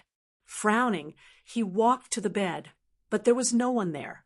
He had only been gone for about 10 minutes. How did she disappear? His gaze fell on the scattered needles and tubes on the bed. His eyes suddenly caught sight of the blood stains on the snow-white bedsheet. What kind of trouble did that D*MN woman create for him again? He followed the bloodstains on the floor and walked to the bathroom door. The thick smell of blood almost overwhelmed him. He frowned and pushed the door, but it seemed to be locked from the inside. Mu Wanru, are you in there? He shouted, but there was no response. He held his breath and focused, only to hear a strange sound coming from the bathroom. Splash, splash, splash. It seemed to be the sound of flowing water. Startled, he did not think much of it. He lifted his leg and kicked the door wide open. Bang! The fragile door was on the verge of collapsing. Mu Lianjue strode in. Just as he entered, he saw Mu Wanru lying beside the bathtub. She was holding a fruit knife and ruthlessly cutting her arms, wrists, and thighs. He was stunned and stood rooted to the ground. Mu Wanru's entire arm was covered in wounds and was badly mutilated. The bathtub was filled with water, and her wrists were soaked in the water, causing pools of blood to ripple in the water. She still did not know the pain and continued to stab herself. Her entire body was in a numb state, as if she could no longer feel pain. It was almost masochistic. It was not purely to scare people, but to really cut with force. Blood flowed out and dyed the snow-white hospital gown red. From afar, it looked like he had been fished out from a blood pool. What are you doing? Alarmed, Mu Lianjue walked over and questioned her harshly. Previously, when Mu Wanru woke up, her condition was not very good. When she found out that her child was lost, he could tell that her mental state was a little abnormal, but he didn't take it to heart. And now he was hiding here to torture himself. Could it be that the loss of the child was such a heavy blow to her? Mu Lianjue rushed over and grabbed her hand to stop her. What are you doing? Mu Wanru froze and raised her head abruptly. The moment her empty eyes saw him, they were instantly tainted with a hint of viciousness and viciousness. It's you. Her sudden roar made him confused. What do you mean? Chapter 1236. Mu Lianjue had been in the military when he was young. Although he was getting on in years, he still had some experience in martial arts. He snatched the fruit knife from her hand and kicked it far away, easily subduing her. Are you crazy? Are you trying to kill yourself and bring me bad luck? Mu Lianjue roared and pushed her to the side. Mu Wanru's body swayed, and she staggered before falling on her back beside the toilet bowl. She looked up, and her gaze was as sharp as a poisonous arrow as it ruthlessly pierced him. Who else could it be if not you? It's all your fault. You killed my child. That's my own flesh and blood, and it's all your fault. Give him back to me. Give him back to me. Mu Wanru screamed at him at the top of her lungs. She got up from the floor like a mad woman and pounced on him again with bared fangs and brandished claws. He gave her a slap, but she did not seem to feel pain at all. Like a malicious spirit that had crawled out of hell, she pounced on him. You lunatic! Mu Lianjue gripped her hand tightly. His eyes narrowed dangerously. Mu Wanru, don't play the fool here. I won't fall for your tricks. You ruined all my plans, and I haven't settled the score with you yet. Why? Do you think that I won't do anything to you if you play the fool? He paused for a moment before saying coldly, Besides, am I the one who killed your child? No, you'd better get to the bottom of this. Who is the one who killed your child? Mu Wanru smiled, sinisterly like a vengeful spirit. Who else could it be if not you? If not you, who else could it be? Have you forgotten? His face was sullen. It's Mu Chen. If he didn't shoot you, you wouldn't have been able to save your child. To be precise, it's Mu Chen who killed your child. Do you understand? Mu Chen, it's him. It's Mu Chen. Mu Wanru stared blankly and muttered like a madwoman. Mu Chen, it's him. It's him who killed my child. It's him. She suddenly grabbed her hair with a ferocious expression and pulled it hard. It's him. He killed my child. Ha ha ha. I want him to pay with his life. I want him to pay with his life. The medical team rushed over. As soon as the nurse went up to her, Mu Wanru scratched her with her hand. Unexpectedly, she scratched the nurse's face. Don't come over. Don't touch me. You all want to harm me, don't you? Scram! Mu Wanru shouted. She looked like she had lost her mind, as if she had gone crazy. Everyone looked at each other. They knew that Mu Wanru must have suffered a huge blow from losing her child, which caused her to fall into a deranged state.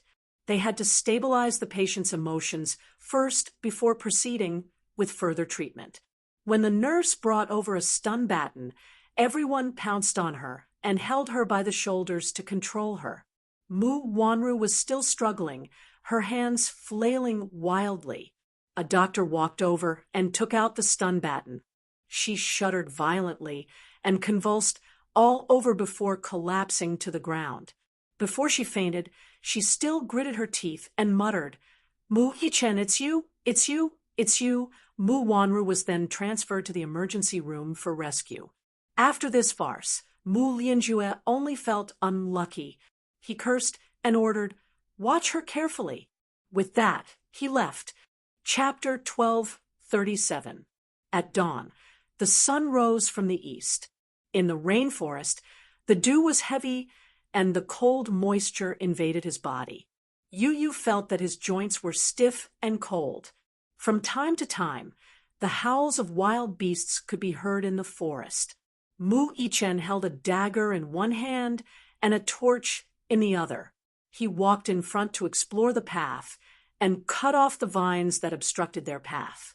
Lisa walked at the back and looked around vigilantly from time to time. Mu Chen muttered, How much longer until we can leave this place? It's not far. You felt a little weak.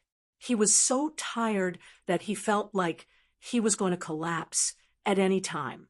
He had not rested well for 2 days and 2 nights. He had overdrawn his strength for a long time and had not eaten or drunk anything for a day and night. He was hungry and cold. His physical condition had hit rock bottom. Mu Chen comforted him. Soon. We can leave this place soon. Yu suddenly stopped in his tracks. His breathing was a little rapid. Lisa walked forward and carried him on her back without a word. Yu was stubborn and stubborn. He was reluctant at first, but now that he was exhausted, he did not have any strength left to struggle. He did not struggle too much, and simply let her carry him. "Thank you." He lowered his voice and said awkwardly. Lisa said expressionlessly, "You're my master." In other words, it was her responsibility to protect him. It was also her job. Yu pursed his lips. This girl was really stubborn. She was like a cold machine that meticulously followed the program's settings and did not know fatigue. Did she not feel tired? The three of them shuttled through the forest. Although Lisa carried Yu on her back, she was physically strong. She was wearing a combat uniform that was filled with lead. She was much heavier than Yu and Xiao Chen combined. Therefore, she did not feel tired. On the other hand, Xiao Chen's footsteps gradually slowed down, perhaps because he was injured. At this moment, there was a sudden rustling sound coming from the forest ahead. Mu Chen was startled and somewhat frightened by the sound.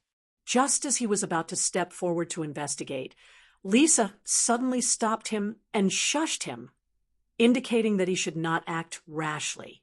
In the silence, in the dark forest, two pairs of yellow and sharp eyes suddenly flashed slightly in the dense bushes. Then, two creatures that looked similar to wolves and dogs slowly walked out from the dense forest. Two pairs of sharp eyes stared at them like tigers eyeing their prey. "What is this?" Mu Chen could not help but feel suffocated. Lisa narrowed her eyes. After examining the two creatures in front of her, she suddenly said, "Wolves." "Wolf." Mu Chen was secretly frightened. They seemed to have encountered a situation that they did not want to happen. Yu also frowned and sized them up. However, he said, "No, they are something fiercer than wolves." He had read about them in the animal encyclopedia before. They were definitely not wolves. Lisa frowned slightly. When she heard this, she could not help but take a small step back. Yu added in a deep voice behind her, "These are two jackals." Jackals. There was an idiom called jackals, wolves, tigers, and leopards. Thus, it was obvious that jackals and wolves were ferocious. Usually, they hunted in pairs, which was very rare among wild beasts. In fact, there were always some people who confused jackals and wolves. In fact, jackals and wolves were not wolves. They were much smaller than wolves. Chapter 1238. They usually hunted in groups and were very alert. Their sense of smell was especially developed, and they were most active in the morning and evening. Jackals and wolves were very ferocious, and they liked to chase.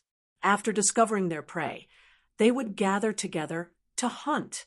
In ancient times, there was a legend that said jackals were the nemesis of tigers. An individual jackal's attack power was slightly lower than a wolf's, but a pack of jackals was more tenacious than a pack of wolves.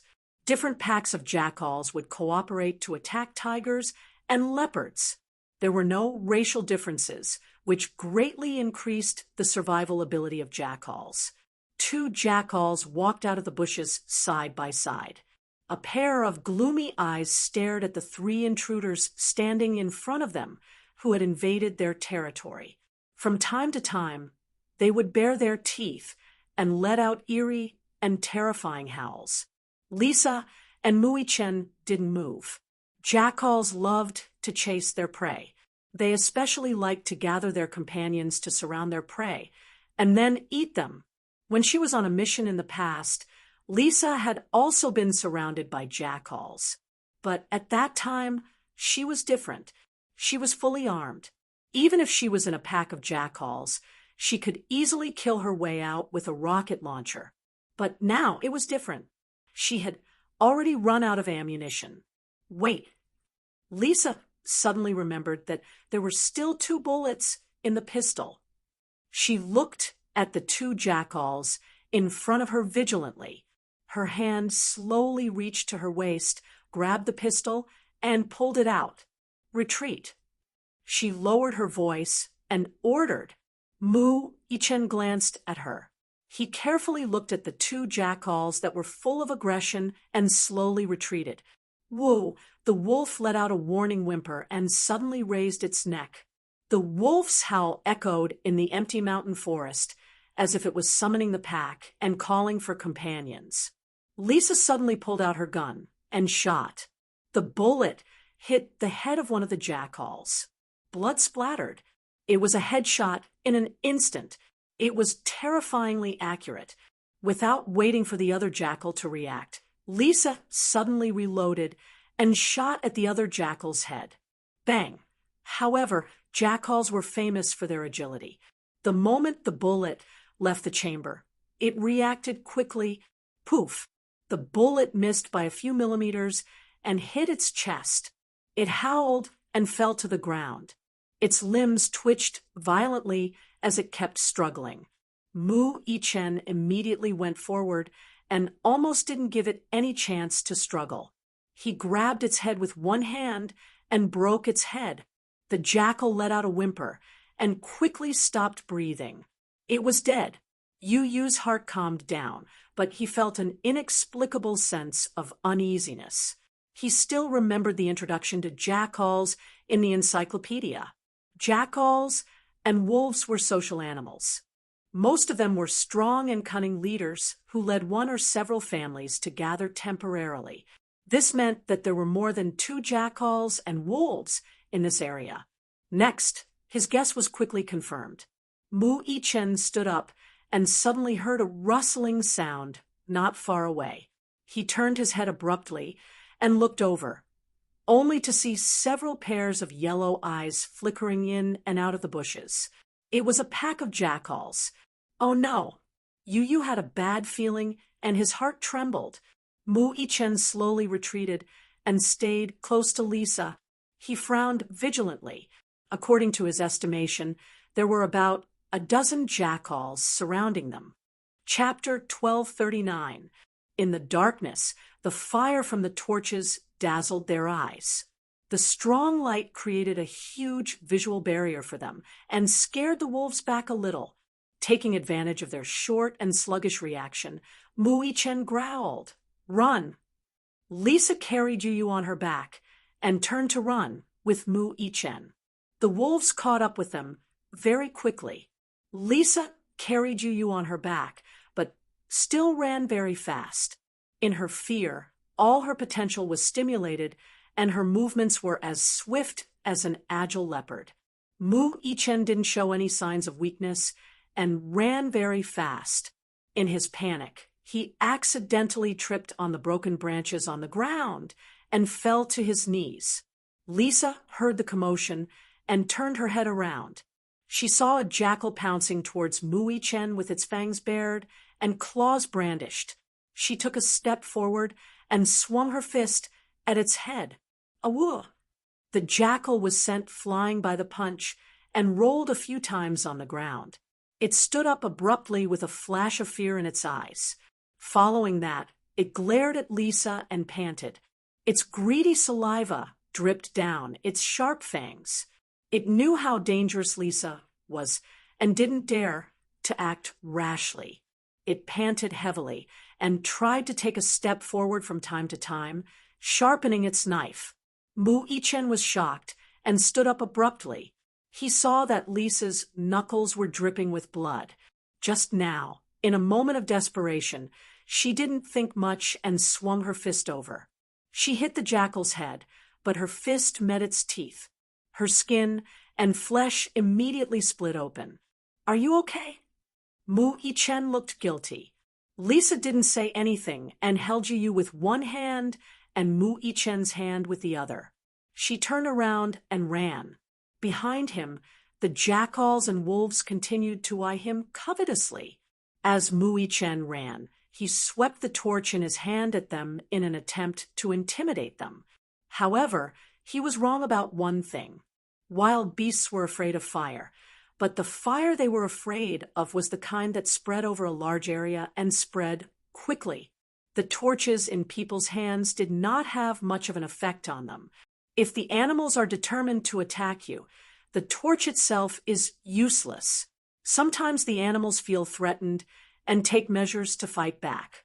For example, if you hold a torch at night, you are more likely to be attacked by poisonous snakes in the grass. Therefore, the jackals were not afraid of the torch in his hand. Or perhaps they were really hungry and had a strong desire to attack. Yu lowered his head and looked at Lisa's hand. It was covered in blood. He could not help but frown. Lisa ran as fast as she could, but no matter how fast she was, she couldn't match the speed of the jackals. A jackal pounced on her and pushed her to the ground. Yu was thrown to the side. Mu Yichen hurriedly reached out and grabbed his hand. However, in the next second, Yu felt the ground under his feet sink in. It was a trap. He shouted in his heart, but it was too late. His whole body fell down. Mu Yichen held his arm tightly, but he couldn't withstand the weight of his falling body. The two of them rolled down the hole together. Lisa was shocked when she saw this. The jackal that pounced on her pressed down on her shoulders with its paws. Its stinky breath assaulted her nostrils, and its saliva dripped onto her face. Its pair of eyes stared at her fiercely. Chapter 1240. She gripped its neck tightly, grabbed its upper and lower jaws, and twisted it with all her might. The jackal howled in pain and struggled to get away from her. Lisa stood up while panting heavily. She pulled out a machete from her waist belt and glanced warily at the pack of wolves that surrounded her. A jackal that was standing at the head of the pack suddenly pounced on her. She held the machete in her hand and swung it fiercely, piercing through its throat. Perhaps this scene was enough to intimidate the pack of wolves behind her. They were frightened by her violent actions and retreated a few steps. Their bloodshot eyes were filled with fear. Lisa walked over and choked the throat of the wolf that she had just pierced through. She raised the Malaysian saber in her hand high up and beheaded it with a single stroke. Then she kicked its head into the pack of wolves. The pack of wolves let out sorrowful and frightened howls. This jackal was their leader. Now that the pack of wolves had lost their leader, they naturally lost their will to fight. In the blink of an eye, they scattered like birds. Lisa walked to the entrance of the cave, picked up the flashlight, and shone it into the cave. It was dark and cold in the cave. Yu raised his head in a sorry state. He propped himself up with both arms and groped around. Then he heard a creaking sound and felt a sharp pain in his arm. His face instantly contorted in pain. He groaned a few times and struggled to pull his arm out. It was caught by a trap. The sharp teeth had bitten into his flesh. Fortunately, the trap was not big, so the wound was not very serious. Yu took a few deep breaths. His other hand groped around in the darkness and finally touched a cold arm. He quickly pushed aside the pile of withered grass and struggled to help Mu Yichen up. When Yu fell into the cave earlier, his feet stepped on the pit, so his body landed first. The ground of the cave was covered with a thick layer of grass. Therefore, other than a few bruises on his body, he was fine. The moment Mu Yichen fell into the cave, he instinctively grabbed Yu's arm. His head was facing down, and the moment he fell, his head hit the rock wall. Therefore, his consciousness was a little muddled. The flashlight shone down. Yu raised his head and saw Lisa asking, "How are you?" "I'm fine." He turned his head and gently patted Mu Yichen's cheek. Bro, how are you?" Mu Yichen slowly opened his eyes and hissed in pain. He rubbed the spot where he had been hit earlier and felt a sticky trace of blood. His head was broken and blood was seeping out. Amid the pain, Mu Yichen sobered up a little. Yu said angrily, "Yu, don't you know that this is dangerous?" "Yes. Idiot. Can't you?" Yu was exasperated. Mu Yichen was stunned, but he quickly understood the meaning of his words. Yu was angry. When he fell into the trap, Mu Yichen clearly had the chance to let go, but he grabbed his arm tightly and did not let go. Was he an idiot? Did he not know that he was in more danger than him? Mu Yichen did not think so much. It was almost an instinctive reaction. He only thought that no matter what happened, he had to protect his younger brother until the last moment. He could not leave him behind. Lisa looked down and asked, "What happened? Are you hurt?" "Yes, I'm a little hurt." Chapter 1241. Mu Yichen immediately took out the dagger tied to his thigh and poked it between his teeth. After much effort, Yu Yu's arm was finally free. Lisa threw a bottle of medicine for emergencies. Mu Yichen immediately grabbed Yu Yu's arm and applied the medicine to his wound. Yu couldn't stand the pain and couldn't help but groan a few times. His shoulders heaved up and down uncontrollably, and his scalp was numb. "It hurts a little. Bear with it." Mu Yichen didn't stop what he was doing. After the bleeding stopped completely, he pulled up the hem of his clothes, tilted his head, and used his mouth to pick up a corner. He tore off a piece of cloth and skillfully bandaged the wound. Yu bit the end of the cloth and tied a dead knot. Immediately he collapsed next to Lung Moli, panting heavily. Lisa stood at the entrance of the cave and observed for a while. It was a very new trap. It was probably set up not long ago. The hole wasn't deep, but it was about 5 or 6 meters deep. It would be difficult to climb out with bare hands. Lisa said, "Wait for me." With that, she turned and left. Yu leaned against the rock wall. His wound wasn't serious, but it was very cold in the cave. His blood coagulated, and his wound seemed to be frozen. It was excruciatingly painful. Yu's physical strength was almost exhausted. He sat in a daze and didn't have any strength left. Mu Yichen looked around.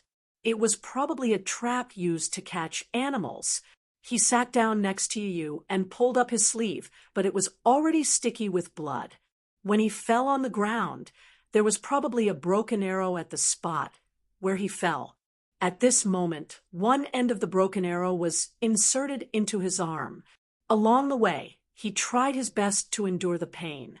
It wasn't until he pulled up his sleeve that he realized that the wound was already bleeding profusely. He absent-mindedly recalled the soul-stirring scene just now, and his emotions were unable to calm down for a long time. If Lisa had not turned around and saved him, the wolf would have bitten his throat in the next second. Yu was shocked when she saw the wound on his arm. "What happened?" "It's nothing. It's just a small injury." He sat up with difficulty, held the dagger in his hand, and used the dagger to cut a hole in his clothes. He carefully tore his clothes and pulled them down to his shoulders. He examined the wound and looked at the half of the arrowhead that was still stuck in the wound. He bit his lip and used the knife to draw a cross on the wound. He grabbed the arrowhead and pulled it out forcefully. Blood spurted out. Mu Yichen wiped off the blood on his face. Looking at the heart of the arrow, he couldn't help but frown deeply. He was worried that the arrowheads were poisoned. This forest was probably frequented by hunters. Many hunters would smear poison on their arrowheads to numb the nerves of wild animals. After hesitating for a moment, he gritted his teeth and kissed the wound. After a while, he turned his head and spat out a mouthful of blood. He frowned and persistently kissed the wound again. Then he tore off the cloth on his body and quickly wrapped the wound firmly. When he raised his head, he suddenly met Yu's shocked eyes. "What's wrong?" Yu was stunned for a long time. It was not because of anything else, but because Mu Yichen's skills were skillful and swift. Could it be that he often got injured like this? "Stupid brother, do you often get injured?" Mu Yichen was stunned for a moment before he slowly nodded. "Okay." "Why?" Chapter 1242. In the past, when I was in the special training camp, I often got injured when I was out in the wild. Yu felt as if his heart had been stabbed. His heart ached for him. "All right, don't let your imagination run wild. I'm used to it." Mu Yichen chuckled and reached out to rub his hair. Yu Yu grabbed his hand, unhappily. Promise me, you're not allowed to get injured again. Yu Yu stared into his eyes and said word by word. Mu Yichen was stunned. He was a little surprised. Suddenly, he saw undisguised love in Yu Yu's eyes. His heart warmed. All right, I promise you. Okay. Yu Yu leaned back and sat against the jagged stone wall. His back was rubbed against the uneven stone wall. He adjusted the angle of his back and felt better. He was a little tired. He took the opportunity to rest and recuperate. When he closed his eyes, he suddenly heard the sound of someone getting up. He opened his eyes in surprise, only to see a large coat covering her head, blocking all of his vision. Yu Yu waved his hand in an attempt to pull it away, but a strong hand held him back. It's cold here. Don't catch a cold, Mu Yichen said. Aren't you cold? I'm not cold, Mu Yichen sneered. This is nothing. Really? Yu was a little doubtful. Mu Yichen pursed his lips. I'm really not cold. In the winter, I can swim a few times in the lake. But in reality, he was cold too. The cold in the cave was wet and cold. It was so cold that his scalp was numb. When he frowned, he felt that his scalp was almost frozen. After a while, Lisa found some vines and hung them down the stone wall. Climb up, she shouted from above. Mu Yichen stood up. The other end of the rattan was tied tightly to the tree by Lisa. You go first, Mu Yichen said to Yu Yu. Yu Yu shook her head tiredly. Go up first, then pull me up. Okay, wait for me. Mu Yichen grabbed onto the vines with both hands and kicked off the stone wall with the tips of his feet. In no time at all, he climbed up. Turning around, he shouted into the cave, You, hurry up and come up. However, he seemed to have forgotten that Yu Yu's hand was injured. Even if Yu Yu was not injured, he would not be able to climb up with his pathetic arm strength. Yu Yu tried for a while, enduring the pain of being cut by the vines, and fell down several times. I think I don't have any strength left. Yu Yu's weak voice was heard. You guys should meet up with the troops first, then think of a way to save me. Lisa frowned. Before she could say anything, Mu Yichen said anxiously, No, I can't leave you here alone. It's safe here. I'll wait for you guys here. After a pause, Yu Yu said helplessly, I really don't have any strength left. I'm so tired. This place is too far from the entrance. I can't climb up at all. I'll go down and carry you. Are you crazy? If he carried him, he would have to bear double the weight. If it was before, he believed that Mu Yichen could do it. However, Mu Yichen was on the verge of exhaustion now. There was no way he could do it. Brother, don't worry. It's safe here. I'll wait here for you guys to save me. Yu Yu's voice was heard again. Mu Yichen still could not bear to see him leave. Chapter 1243. Yu Yu continued. Based on my estimation, this place is not far from the rendezvous point. An hour's round trip should be enough. Don't worry, brother. I can hold on. Don't worry about me. Okay, you must wait for me. Yu smiled and ordered, Lisa, protect my brother. Yes, master. Lisa replied respectfully. She also felt that if they continued to drag on, the three of them would be exhausted and none of them would be able to walk out of here. While the two of them still had energy, they should quickly rendezvous with the troops. It was relatively safer for Yu to stay here. Lisa said, Stay here and wait for me. Yu nodded. Lisa turned around and continued on their way. Mu Yichen was conflicted. However, it was indeed relatively safer for Yu to stay here. His stamina was too weak.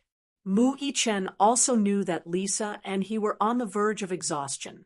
If they met with any accidents along the way, they would not be able to attend to them. Therefore, He gritted his teeth and looked at Yu deeply before he turned around and followed them. Yu closed his eyes and rested. At this moment, he was extremely exhausted. He knew his body's condition very well. It would be extremely difficult for him to stay here and wait for them, let alone follow them on their journey. However, no matter how slim the hope was, as long as he had a little bit of energy left, he would persevere until the very last moment. Yu wrapped himself in the jacket that Mu Yichen had left for him. The cave was cold and damp, and it was almost overwhelming. He felt that all the blood in his body seemed to have solidified, so much so that it was difficult for it to flow. Every blood capillary on his cheeks was frozen, and even the slightest change in expression made his face feel numb. He touched his face and thought that there was a layer of ice on his face. Yu tried her best to keep her eyes open. She was tired and sleepy. When she was freezing, she couldn't help but curl up into a ball like a fragile shrimp in a corner. However, she couldn't resist the cold. Gradually, his eyelids became heavier and heavier. He tried his best to keep his eyes wide open, knowing that his physical strength had reached its limit. However, he could not allow himself to close his eyes. The temperature in the forest was almost 0 degrees Celsius, especially at dawn. When the chill was heavy, he raised his head and looked at the sun rising from the east, but he did not feel the slightest bit of light or heat. He sighed inwardly and felt that he couldn't go on like this. At the very least, he had to stand up and move his body. Otherwise, he would be frozen stiff and feel dizzy. It was as if he would fall unconscious in the next second. In such an environment, if he closed his eyes, he didn't know if he could wake up. Yu stood up and hugged his jacket tighter. He stomped his feet on the spot and walked around the cave. The strong wind blew into the cave entrance. Due to the special structure of the trap, the wind in the cave was especially strong. It blew in like ice water pouring over one's head. Yu gave up. After careful consideration, he decided to find a place where he could shelter himself from the wind for the time being. He found a corner and sat down. He raised his head and looked at the sky in a daze. At this moment, the sky was already slightly bright. Where were Xiao Yichen and Lisa now? Chapter 1244. His back was leaning against the rock wall, which was craggy and jagged. When he fell, his back had hit the sharpest part of the rock. He reckoned that it was because he had lost some weight. His back was stained with dew, and it was painful and itchy. It was as if countless ants were gnawing on his wound.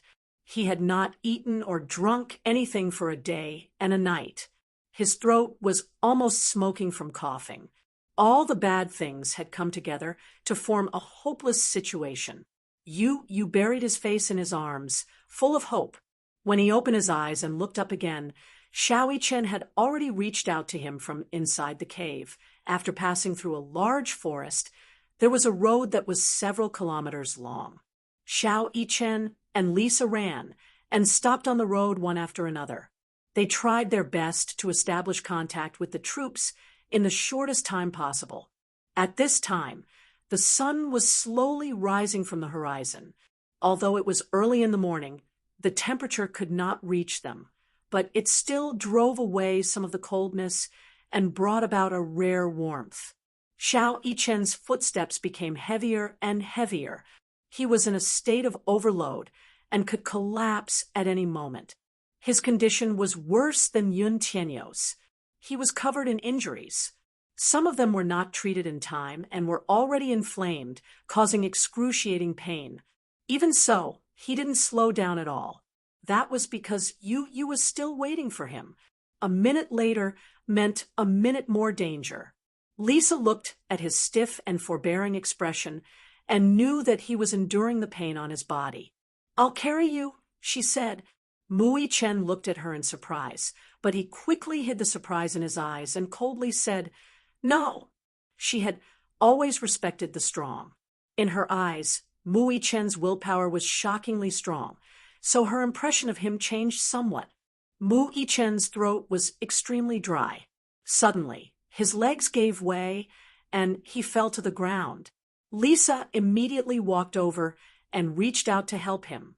Mu Yichen did not reach out his hand, though his shoulders were heaving violently and his breathing was rapid.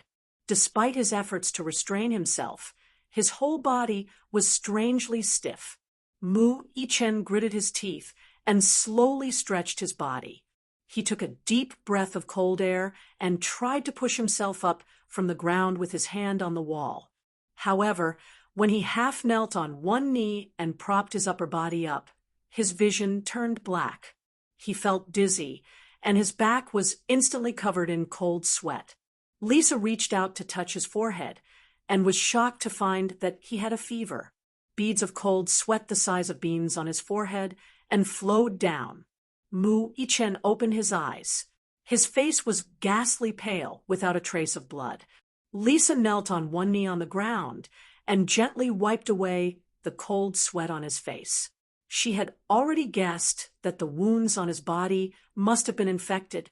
Coupled with the exhaustion of his physical strength throughout the night, this led to the fever. However, she didn't have any more medicine on her. "Is it serious?" She knitted her brows and asked with concern. Yu had already told her to protect him, so at this moment it was her duty to protect him. Mu Yichen bit his lips and shook his head. "It's fine." As he spoke, another bean-sized bead of cold sweat rolled down his face. No matter how strong he was, his body could not deceive her eyes. Chapter 1245. When he opened his eyes again, Mu Yichen felt that the dizziness had subsided a little. He thought that his physical strength had reached its limit. He became more anxious. There was a deep sense of helplessness. How good would it be if he was a Superman? However, he was not. At that moment, he was extremely frustrated with himself for being powerless. He could not even protect his younger brother. He was so angry at himself that he could not help but punch the ground.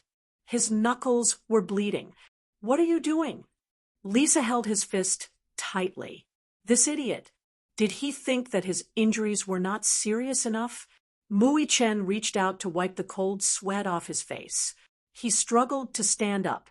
His body swayed, and his vision turned black again. His body fell forward heavily. Lisa immediately went forward and supported his center of gravity. As soon as she touched his skin, she felt a chill that seeped into her heart. The temperature of his skin was frighteningly cold. It was as if it could penetrate her clothes and freeze her blood. His clothes were all wet. Some of it was blood, while others were wet from the dew as they passed through the forest.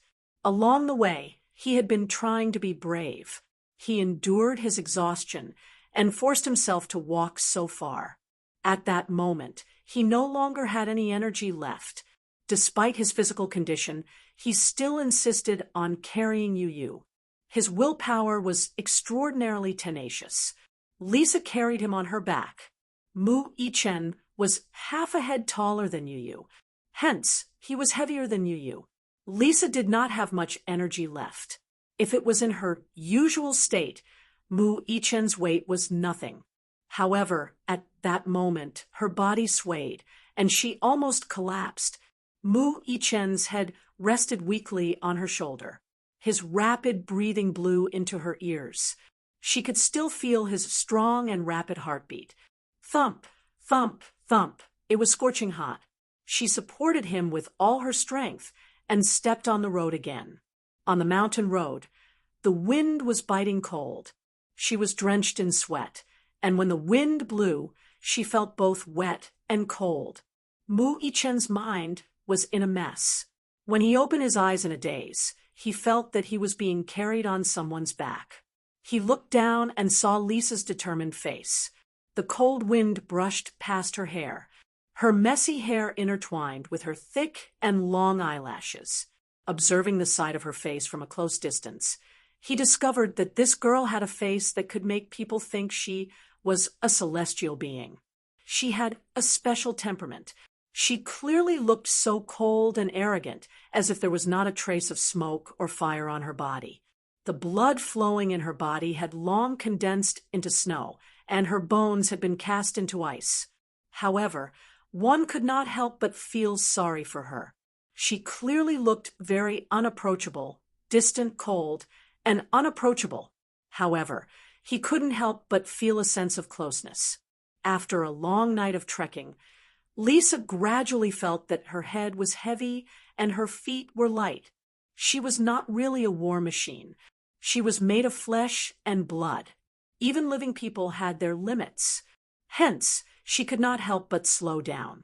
Mui Chen said weakly, Put me down. I can walk on my own. Shut up. Be quiet. Lisa spat out a few words with difficulty. She was already distraught. Her legs were as heavy as lead. It was so heavy that she found it difficult to lift a step. Chapter 1246. His head felt heavy and muddled, and the scene in front of him started to drift away. Finally, she could not bear the burden anymore. Her world suddenly turned dark. Just as she was about to collapse, she vaguely saw a troop rushing toward her from the edge of her blurry vision. Lisa squinted her eyes slightly and shook her head hard, trying to get rid of the confusion in her head. Only then did she get a clearer view. Leading the way was Vermilion Bird, who was fully armed. Walking beside her was Njia. As if a stream of energy had been injected into her body, she pulled herself together and walked toward Vermilion Bird with Mu Yichen on her back. Vermilion Bird saw a girl carrying a child toward her at the end of the mountain road. Squinting her eyes and recognizing that the child was Lisa, she raised her hand. It's Lisa.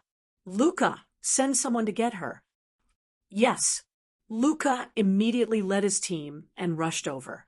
Lisa tried her best to hold on until the last moment when Luca reached her. When his teammate picked up Xiao Yichen, her body swayed and she collapsed to the ground. Lisa? Luca squatted down in shock and carried Lisa. She opened her mouth and her eyelids fluttered a few times. Before she could say a word, she fainted. She had been holding on for so long. She was beyond her limit. Luca anxiously called out a few times. Lisa was already unconscious. When Vermilion Bird arrived, she only saw two people. Where's Yun Tianyu? Luca shook his head in silence. There were only two children and one child missing. She frowned and put on her headset. Command Center, this is Vermilion Bird. Please send Yun Tianyu's location. Yes. The temporary command center immediately sent the location information to her laptop.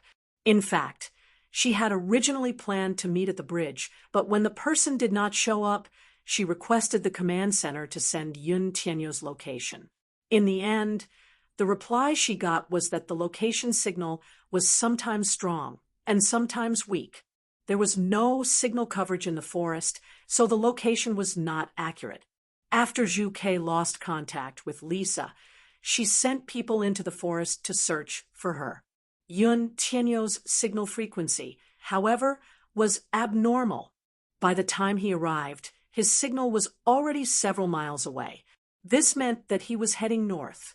Therefore, the Vermilion Bird sent people to the rendezvous point, not leaving even an inch. In the end, this was the result that he had been waiting for.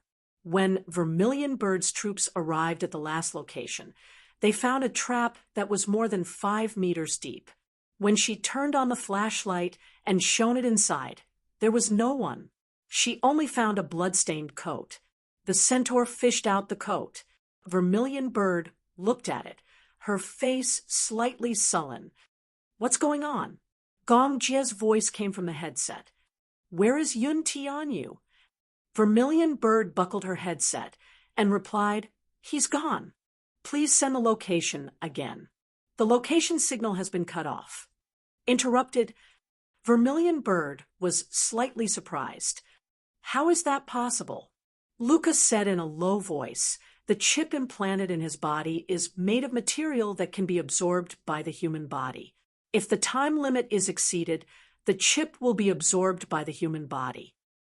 Vermilion Bird frowned and clenched her fists tightly. She turned around and coldly ordered, "Send more people to search for him. He's not far from here. Do a carpet search." Yes. Chapter 1247. In the hospital, Mu Yaja received a call from Li Hanlin. According to his report, Mu Yichen had returned safely. Yun Tianyou's whereabouts were unknown, so they had sent more people to search for him. Mu Yaja was shocked. "What happened?" "Because we have lost contact with the 2 children. We don't know what exactly happened. We'll know the details when the little master wakes up. Chairman Mu, I'm sorry." Mu Yaja hung up the phone and turned to meet Yun Shirshir's expectant and inquiring gaze. "The children back?" "Yes." Mu Yaja nodded and furrowed his brows. He decided to hide this matter from her, for the time being. "They're back safely. Don't worry.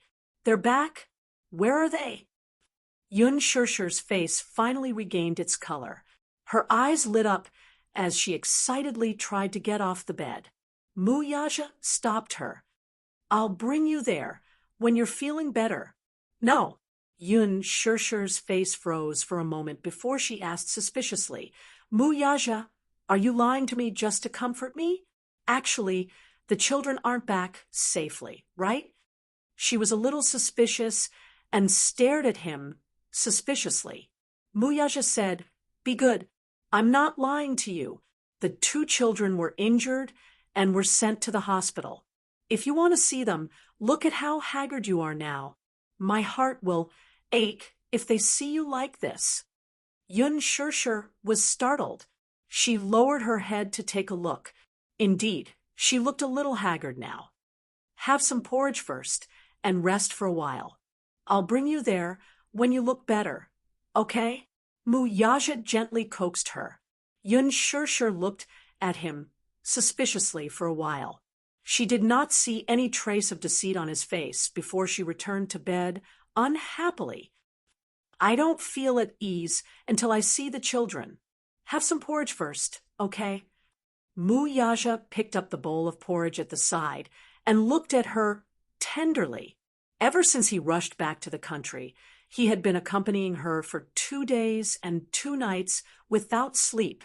As a result, there was some stubble on his chin. His originally handsome face had become thinner and more chiseled. Yun Shirshir looked at him deeply and suddenly felt a stabbing pain in her heart. She suddenly felt that she was a little too willful. She could not sleep well due to worry. He, too, could not close his eyes. She was a mother, and he was also a father. How could he not be worried? She was worried and scared, but she could rely on him. As for him, but she had no one to talk to. He must be more tired. Tears welled up in her eyes all of a sudden. Mu Yaja opened the thermos flask and picked up the porridge. When he turned to look at her, he saw her guilty expression and frowned slightly. "What's wrong?" "Mu Yaja, I've made you worry," Yun Shirshir muttered weakly. She looked up and stared at him. "From now on, I'll listen to you and not let my thoughts run wild." Mu Yaja was slightly stunned. He could not help but reach out his finger and gently scratch her nose. "Silly." He picked up the spoon and said gently, "I'll feed you, okay?" "Okay." Yun Shirshir nodded. The porridge was sent over by the servant earlier. It was in the thermos flask and was still a little hot. Chapter 1248. Yun Shirshir took a small bite and swallowed it. Instantly, she felt warm all over her body. Her body did not feel so cold anymore. Mu Yaja repeated the action until he fed her half a bowl of porridge. Yun Shirshir said, "I'm full. I can't drink any more." "Drink a little more," he coaxed patiently. She could not bear with him and drank a few more mouthfuls. She had a small appetite. After she was full, she lay down gently. Muyaja stood up and walked to the bathroom. After washing up, he walked to the bed. I'm going to the office to settle something. Have a good rest and wait for me to come back. You're going to the office? Yun Shirsher was a little dissatisfied. Is there something important? Yes, it's very important. There were some debts that he had to settle with that person. Yun Shirsher asked, when are you coming back? I'll come back when I'm done. Yun Shirsher pouted. That was as good as not saying anything. However, she did not say anything. She lay down on the bed, obediently, and smiled. I'll wait for you. Okay. Muyaja folded the bedding for her and turned to leave. A wave of darkness that could topple mountains and overturn seas swept towards him. Immediately after, he fainted. In his groggy state, he felt an inexplicable heat. It was so hot that his whole body was burning. His chest felt as though it was being burned by something, and it was swollen and painful. Yu woke up from his muddled state. He was a little confused about where he was. The headache was getting clearer. The pain was clear and intense. Somehow, his weak consciousness told him that he was still alive. After a long period of darkness, when he opened his eyes again, it was because he felt a tender little hand running amok on his face. When he woke up, he opened his eyelids and saw a small, wheat-colored hand gently stroking his eyelashes. Wow, Pa, this little brother's eyelashes are so beautiful. They're so long, just like a beautiful fan. A tender and soft voice sounded. Yu frowned slightly. She tried to open her eyelids, but her vision was still blurry.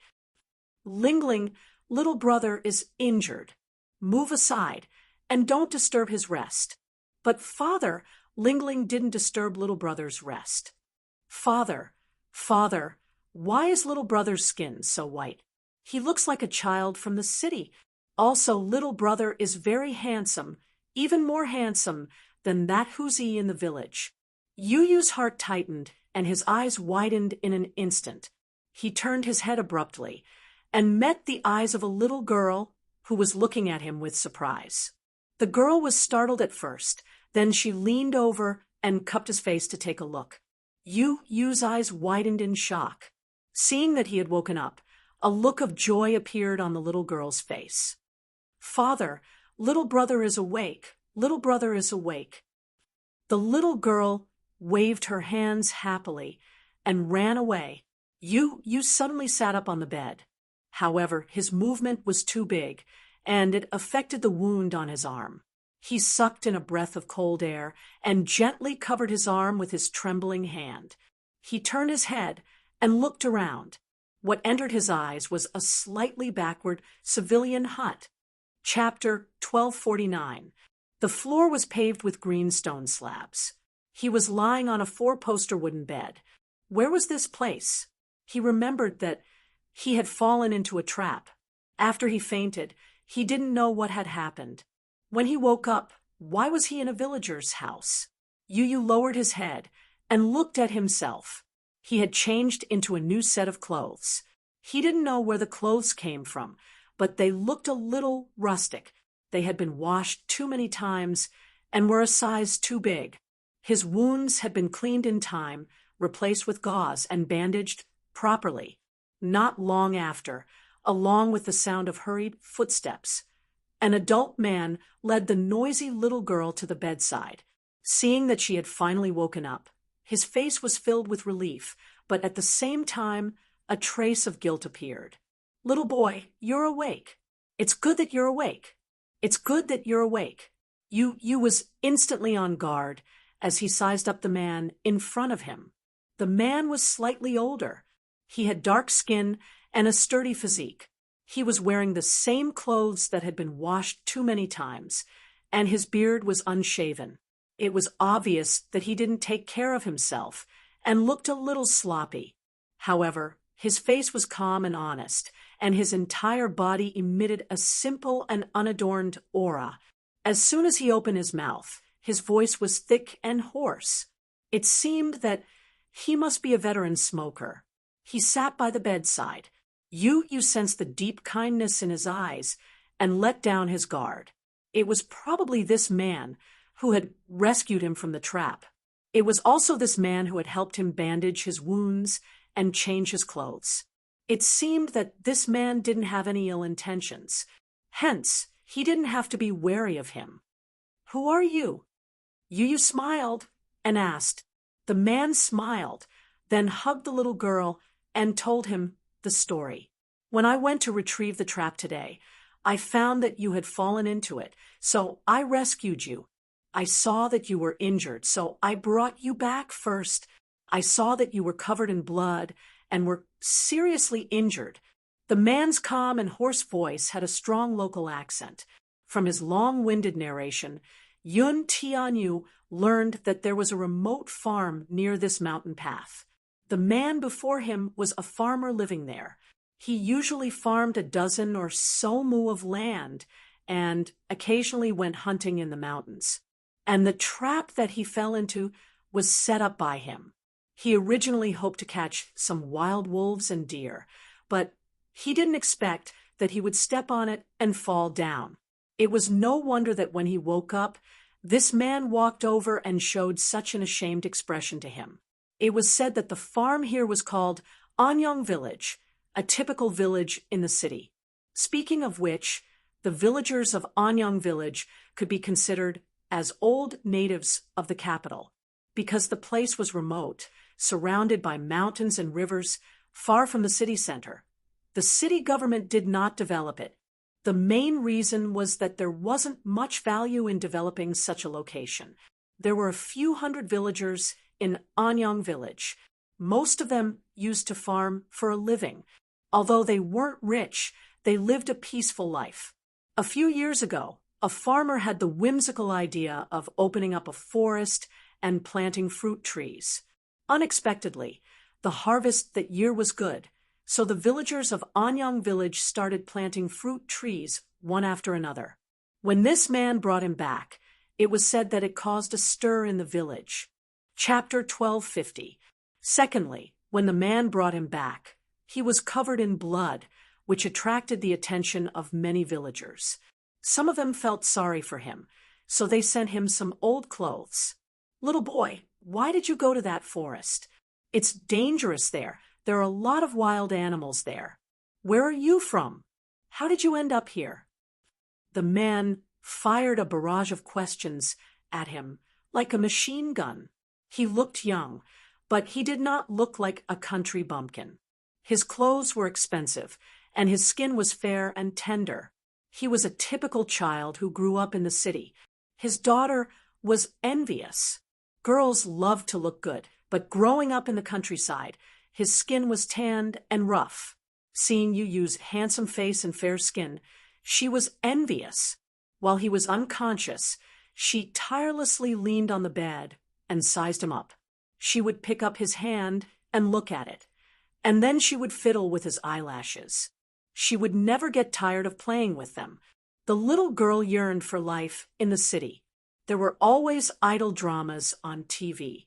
Her dream was to get into a city university when she grew up and live in the city. The little girl fell in love with Yun Tianyu at first sight.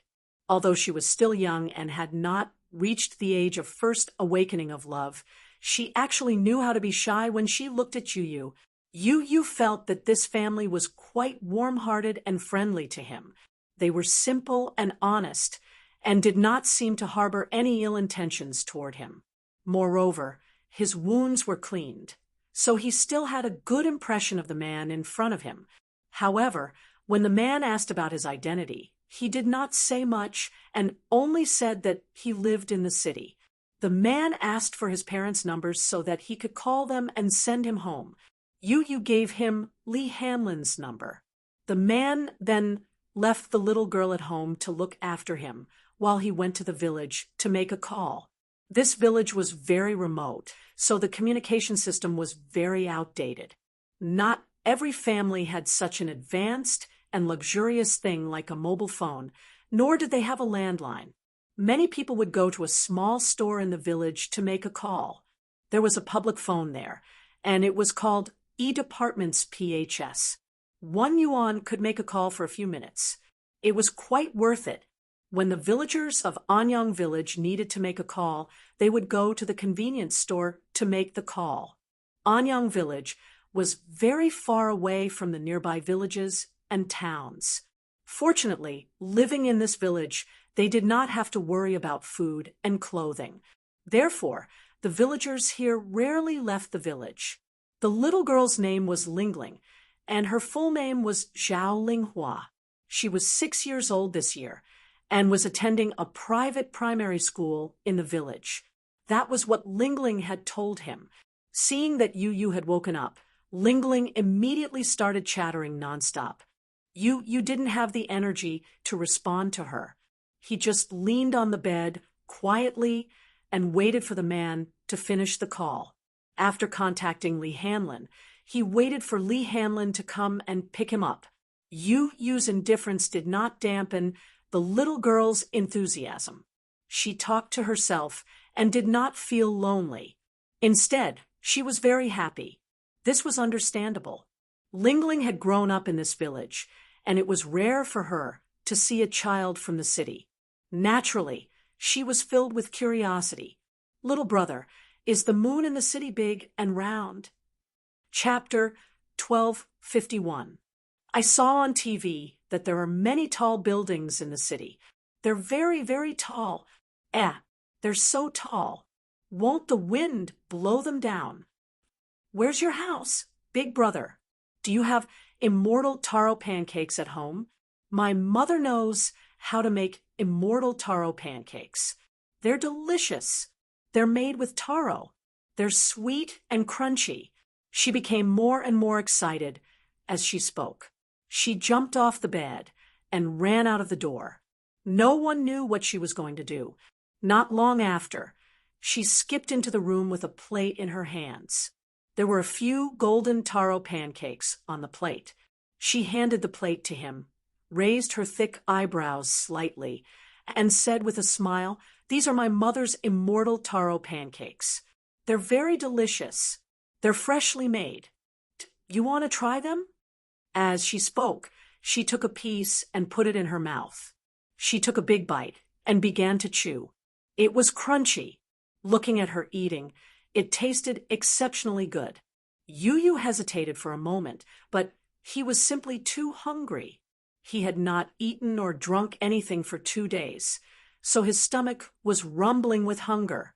Hence, he could not care less as he picked up a piece and bit into it. Hiss, it was so sweet. It was so sweet that it stuck to his teeth. Yu bit off a piece and chewed. Lingling was elated when she saw that he had eaten it. She asked proudly, "Is it good? Is it good?" "Yes." Yu nodded politely. Although it was not his favorite flavor, he felt that it was quite tasty now that he was hungry. Lingling sat by his bed and ate a piece of taro pancake each. She chattered incessantly as she nibbled on the immortal taro pancake. Yu would respond politely from time to time. "Do you watch TV? We have a TV at home. My father bought it in town last year." Lingling got off the bed and turned on the TV. Yu's lips twitched when he saw it. She must have bought this second-hand TV, right? It was black and white and only about 10 inches long. When she turned it on, snowflakes fluttered in the air. This type of TV had been phased out more than 10 years ago. However, in Anyang village, it was already considered very fashionable to have such a television. There were only a few channels on the TV. At this moment, there was only the afternoon news, but Lingling was also watching it with relish. For her, as long as there were people moving in the screen, she would find it very interesting.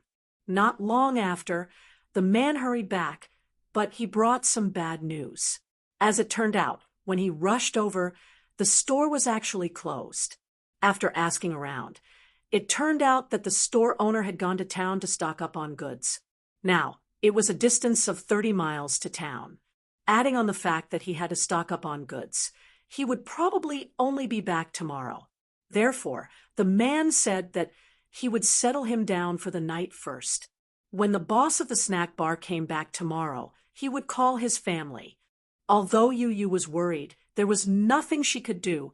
Then I'll have to trouble you. Yu thanked him politely. The man blushed in embarrassment.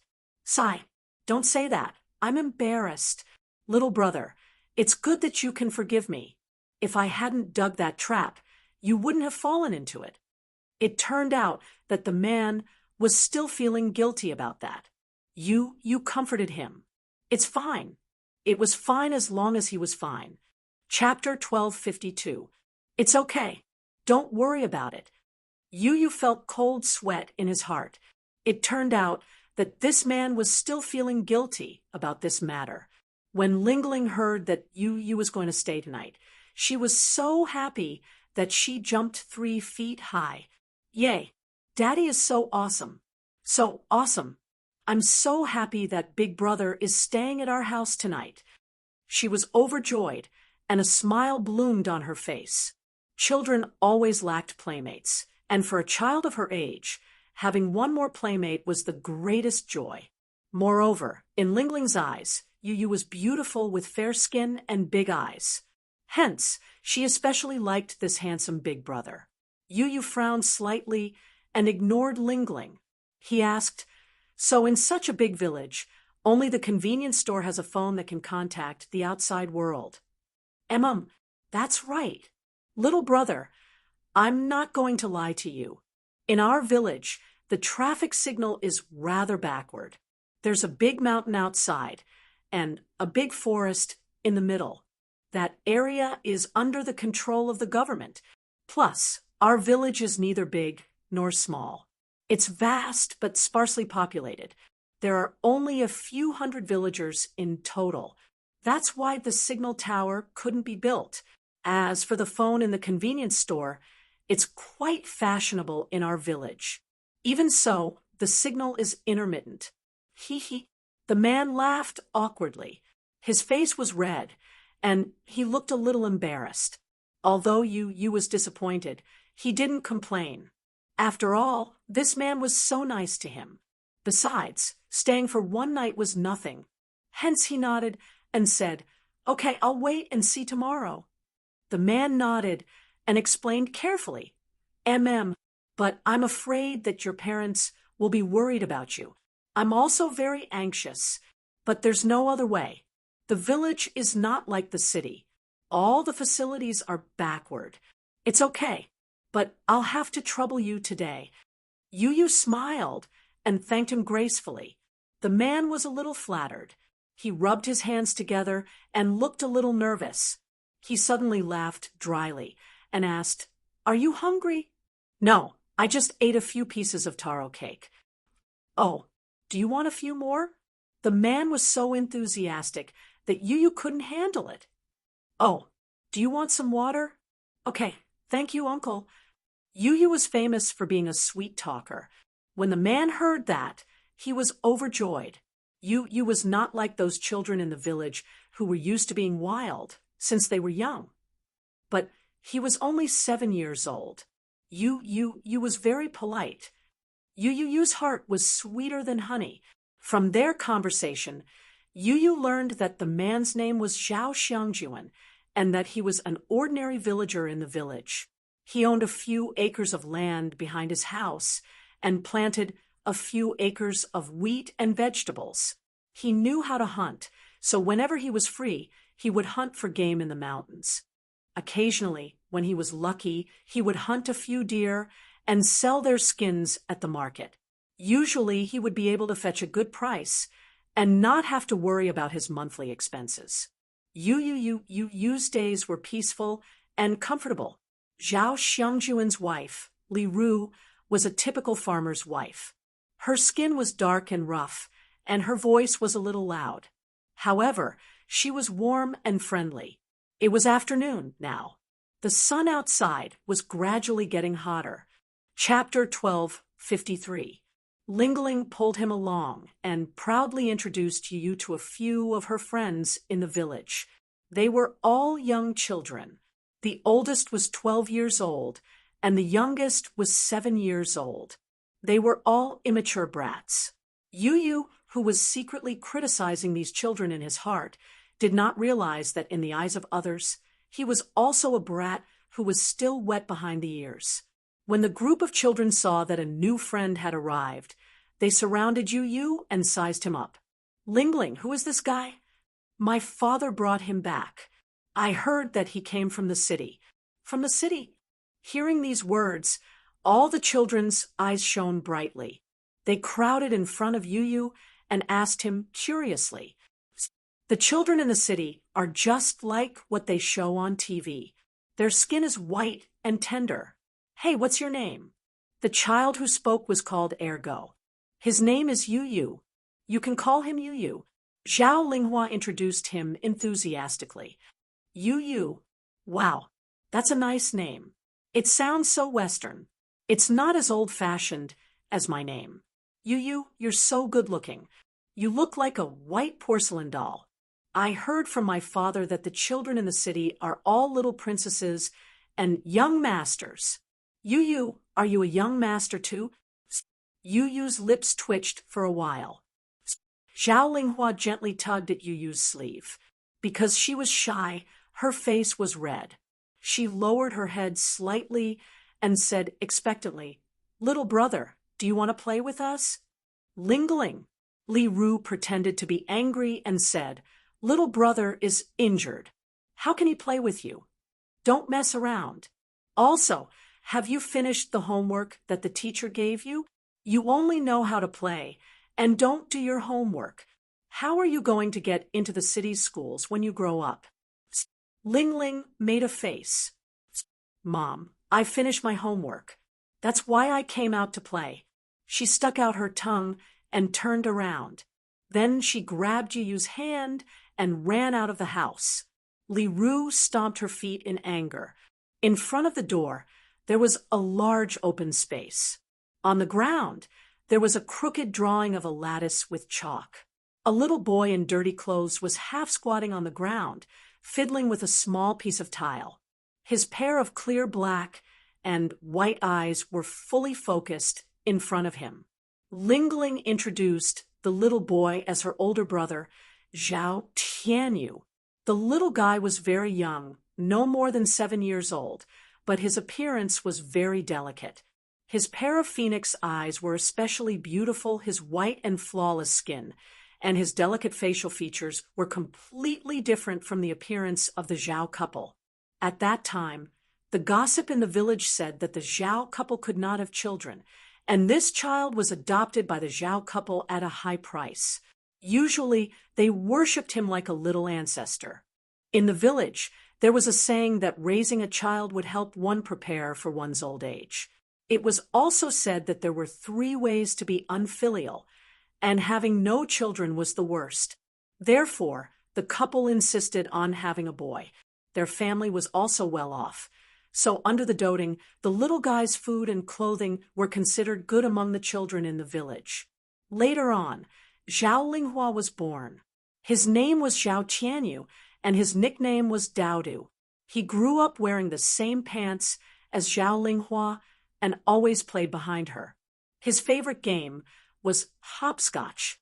Chapter 12:54. Therefore, he was not interested in the game at all. He sat at the door like an old man. The boy in front of her was full of childish nature. Even though he could not run steadily, he was very playful. He pulled Zhao Linghua and cried, pestering her to play with him. Ling, I'll jump first. Watch me. This time, I won't go back on my word." Lil P smiled at her, revealing a row of white teeth. Ling said a number weakly, 8. Lil P made a sound of agreement and threw the ball with all her might. She then jumped around excitedly in the grid. Yu sat at the door, resting his chin on one hand as he lazily basked in the sun. Ling kept asking him to play with her, but Yu was not very interested in this.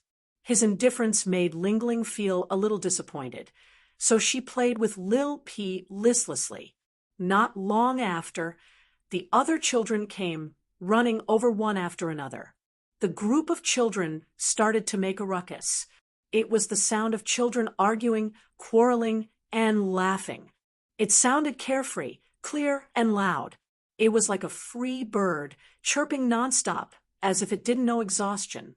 Yu looked at the children, who were making a ruckus, and suddenly sighed. What a group of energetic children! Not long after, the Zhao family's door was filled with people. It turned out that the villagers had come over out of curiosity to see what was going on. They had heard that Zhao Xiangjuan had come back from hunting in the mountains and rescued a child. When he brought the child back, he was covered in blood, scaring everyone. They did not know where the child came from and why he ran into the mountains for no reason. The mountains were so big, so they thought that the child's parents were heartless and abandoned the child. Speaking of which, among the villagers of Anyang village, many of the parents in the city were too heartless. There were a few times when human traffickers brought children from the city and lied to the honest and kind villagers that the children were abandoned by the people in the city. Most of the villagers were kind, and some of them did not have children, so they spent a lot of money to adopt the children. But in reality, they were all trafficked by human traffickers. It was just that these villagers rarely interacted with the outside world and were all natives. Therefore, word spread like wildfire. The villagers' impression of the people in the city was that they were rich and respectable. There was also no lack of heartless parents who didn't even want their own children and casually threw them away. Therefore, some people thought that Yu's parents abandoned her, so they asked, Yu, do your parents abandon you? Is that why he threw you up the mountain? No, Yu answered honestly, but did not say anything else. But when those people saw that it was a child, they teased him and pretended to be serious as they said, You have been deceived. My parents definitely don't want you anymore. That's why I lost you. Do you want to come to my house and be my son? Yu's face instantly darkened. She said word by word, No. The woman's face stiffened. In fact, she really thought that Yu had been abandoned by a heartless couple in the city. Didn't she hear that the city was implementing family planning? So she thought that they abandoned her and threw her into the mountains. Looking at Yu's handsome face, she was tempted. Chapter 12:55. In this village, it was inevitable that people would gossip about her if she did not have a son. If she did not have a son, people would say that she had no descendants. Her husband and mother-in-law, on the other hand, would point at her and scold her for being a disappointment. Hence, she had been thinking of adopting a boy and letting him take care of them when they were old. You can be my son. I'll take care of you and treat you well, okay? Come with Auntie. The woman felt embarrassed and tried to coax her again. Yu refused. No. Lingling spread her arms in front of Yu and said, Auntie Foam, even if Yu was abandoned by his parents, he'll stay at my house. He won't go to your house. Everyone laughed. A more sensible child said, Auntie Foam, Yu is timid. Don't scare him. He then turned to Yu and Lingling. Auntie Foam is just joking with you. He. Yu was annoyed. He did not like it when the elders teased him like this. He was smart, so he could tell that this auntie was joking with him. Ordinary children would not be able to tell and would be scared to tears. Lingling quickly chased after him when she saw him get up and leave. Little brother, where are you going? I'm just walking around. Don't follow me. No, I'll walk with you, okay? Okay? Disheng Financial Group. The share transfer ceremony was supposed to take place at around 10 in the morning. However, due to Mu Linfeng's repeated delays, the meeting was delayed until the afternoon. In the CEO's office, Mu Yaja sat at the table, fiddling with a Zippo lighter in his hand. Beside him, Mu Linfeng sat on the sofa, silently. Other than Mu Lianjue, all the major shareholders of Disheng Financial Group were present. The board of directors of Disheng Financial Group was mostly made up of internal members of the Mu family. Other than Mu Yaja, who held the most shares, Mu Linfeng and Mu Shumin were the second and third shareholders. Mu Shumin was Mu Sheng's first wife's daughter. According to seniority, Mu Yaja had to address her as little aunt. Due to her secret identity, Mu Shumin had a rather conspicuous position in the political world. Therefore, she had never participated in the board meetings of Disheng Financial Group, no matter how big or small. However, it was different this time. There was actually news that her nephew was transferring his shares to Mu Lianjue. When she found out about this from Mu Linfeng, she was the first to disagree. Before Mu Yaja arrived, Mu Linfeng had already briefed them on the matter. When they heard that Mu Yaja was willing to give up his shares of Disheng Financial Group for a woman, everyone's eyes widened in shock. They were taken aback because, as bystanders, they knew very well that the man was only 27 years old. What exactly had he experienced in order to reach such a prominent position today? One must know that the Mu family's internal affairs were complicated and involved a lot of interests, not counting the members of the main family. Just the side branches of the Mu family alone had many outstanding people. To be able to reach such a level in such a big family was not as simple as shedding a layer of skin. To say that they fought until their heads bled was an understatement. Chapter 1256. It was not because of anything else but Mu Yaja's capabilities. Despite his young age, he already had extraordinary capabilities. Moreover, he had the support of Mu Sheng, the head of the family, and his second uncle, Mu Linfeng. That was why he could reach where he was today. It was like an emperor in ancient times who had conquered thousands of miles of land, but now he had to give up his imperial power for a woman. How could they not be shocked?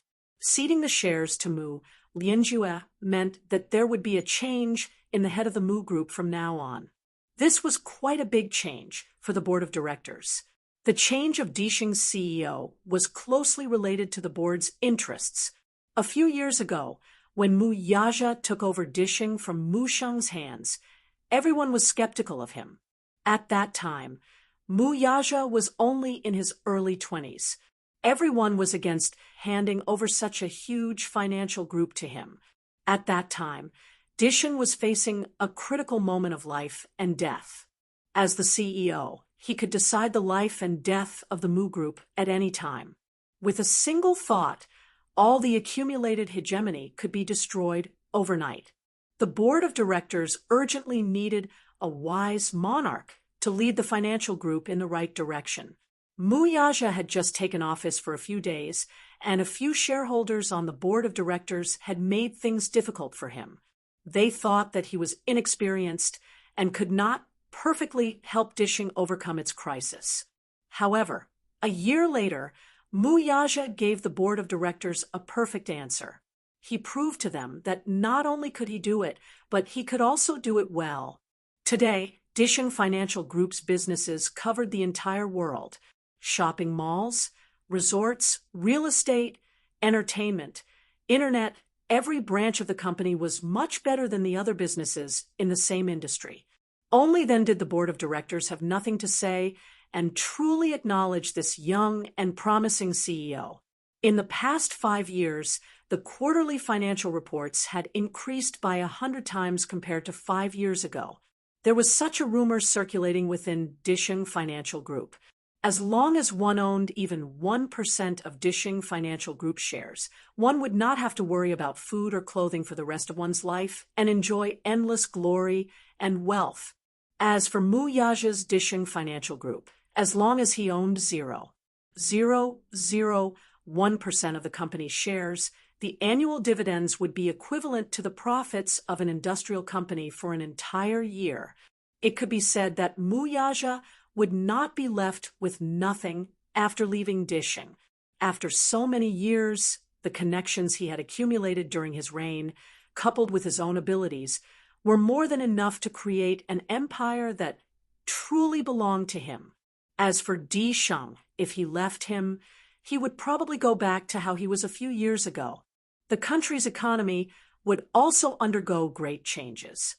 In the foreseeable future, the economy would decline, industries would decline, and the stock market would shake. As the saying goes, a country cannot be without a ruler for a day.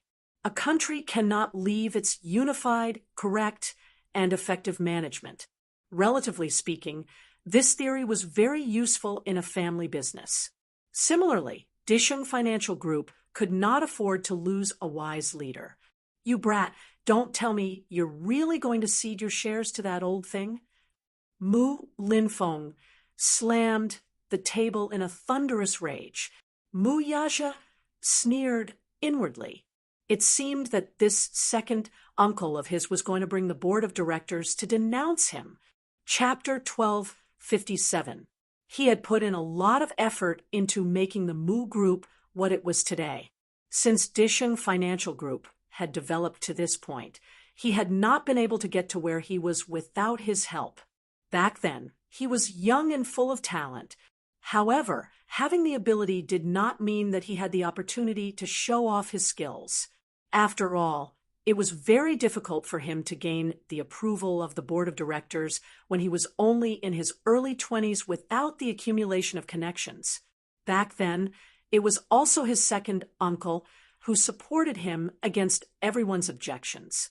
His original intention was to hand over the Mu Group to him so that it could reach a higher level. Mu Yaja did not disappoint him. He did it. However, now he was actually willing to give up the Mu Group's great foundation for a woman. What Mu Linfeng did not want to admit was that even if Mu Yaja left the Mu Group, he would still become the cream of the crop, and the cream of the crop. However, if he left the Mu Group, it would only sink rapidly and would no longer be the overlord who could summon the wind and rain. Mu Linfeng's worries were not unfounded. As early as 2 years ago, Mu Yaja had started to cultivate his own power outside. He knew very well that no matter how big the Disheng Financial Group was, it could not be bigger than the sky. No matter how deep the foundation was, it could not be deeper than the ground. Since ancient times, there had never been a family that could run rampant for hundreds of years. Everything had always started from nothing, and then from something to nothing. Yin and yang alternated, and the cycle repeated itself. No matter how small a grain of sand was, it could still accumulate from small to large. No matter how big a foundation was, it could still collapse. Moreover, the Mu Group was a family-run business. The capital and shares were mainly controlled by a member of the Mu family. He was already sick of it. Every time he made a decision, there would always be a few small figures from the family who would jump out to protest. He was also sick of being suppressed by the elders and being ordered around. He was Mu Yaja. There was no saying that he could not live without the Mu family. Since he could push the Mu Group to the top 6 years ago, he could also build his own empire within 6 years.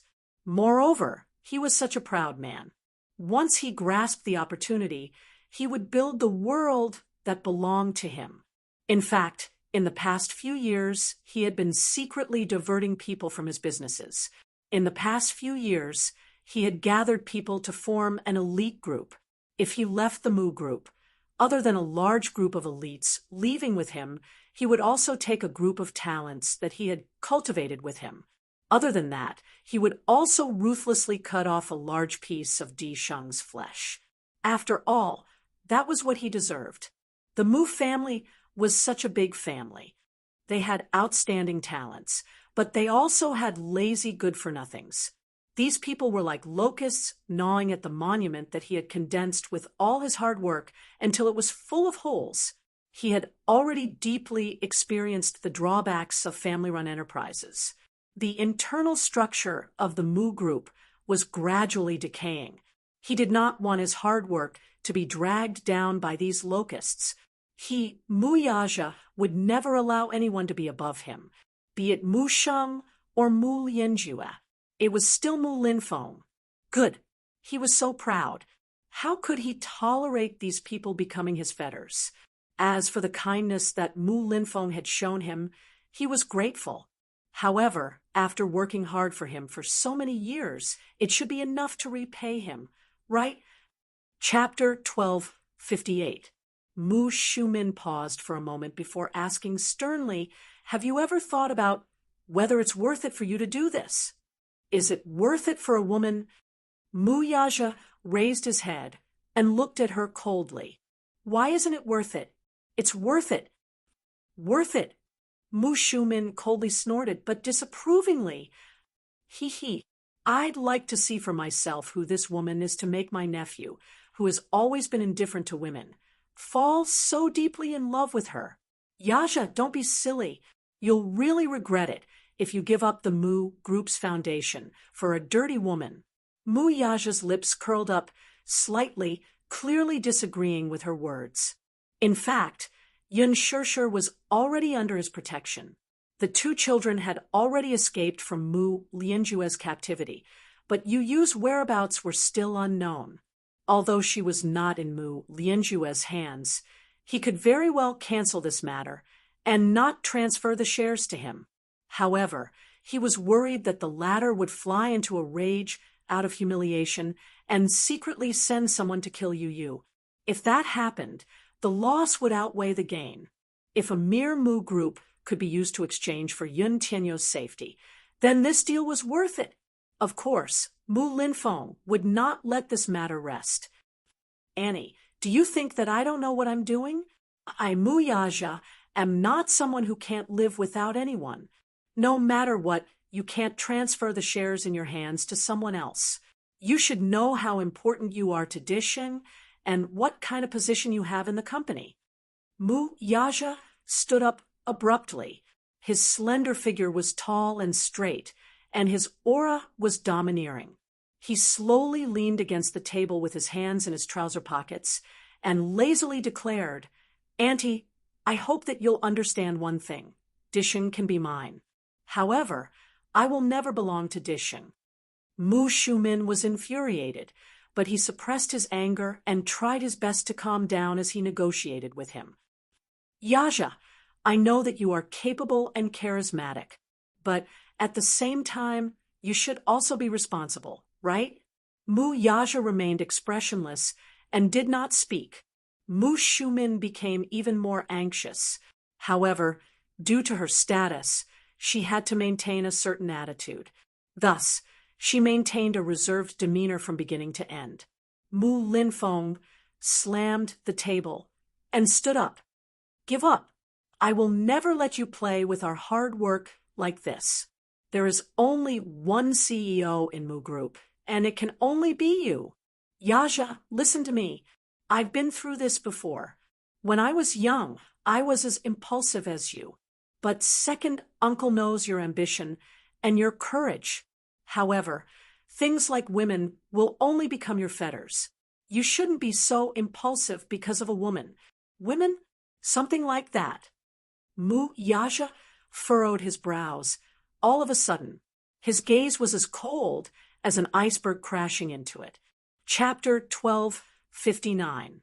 Mu Linfeng ignored his expression and said coldly, "I understand. You're not young anymore, and it's time for you to start a family. However, you should be clear about your status. You can have women, but they can't be those indecent ones. I'll find a few more women for you another day. No matter what kind of women they are, as long as you want them with your status, which woman won't want to throw herself at you? Why are you so stubborn? Don't tell me that it has to be her." Mu Yaja's lips curled into a playful smile. His handsome brows raised slightly, and his eyes were filled with devilish charm. "I have to have her. What can you say?" "No." Mu Shumin suddenly stood up and said agitatedly, "No matter what, that woman can't be. Why can't she be?" Mu Yaja retorted. He wanted to hear what Mu Shumin would say in front of so many people. Mu Shumin snorted and looked around. Before he could say anything, he put on the airs of an elder and a superior and raised his head high. Apart from a few important figures of the Mu family, Mu Shumin, Mu Linfeng and his wife, Li Lijun, and Mu Yenqing and his wife, Rong Lanlin, were all present. The remaining members of the Mu family were the fans of these people. At most, they were here to show their support. If they were asked to speak, they would not dare to do so at all. In front of Mu Yaja, they would not dare to act rashly no matter what. However, just Mu Shumin and Mu Linfeng alone were more difficult to deal with. Their seniority was much higher than his. Back then, Mu Sheng had been looking forward to Mu Wanru marrying into the family. Mu Shumin and Mu Linfeng stood on the same side and were against it. The main reason why Mu Wanru could not marry him was because of their repeated opposition. Speaking of which, these two people had a lot of power, and they were currently the two biggest obstacles in front of him. He admitted that Mu Linfeng had indeed promoted and helped him. He had even saved him from dire straits.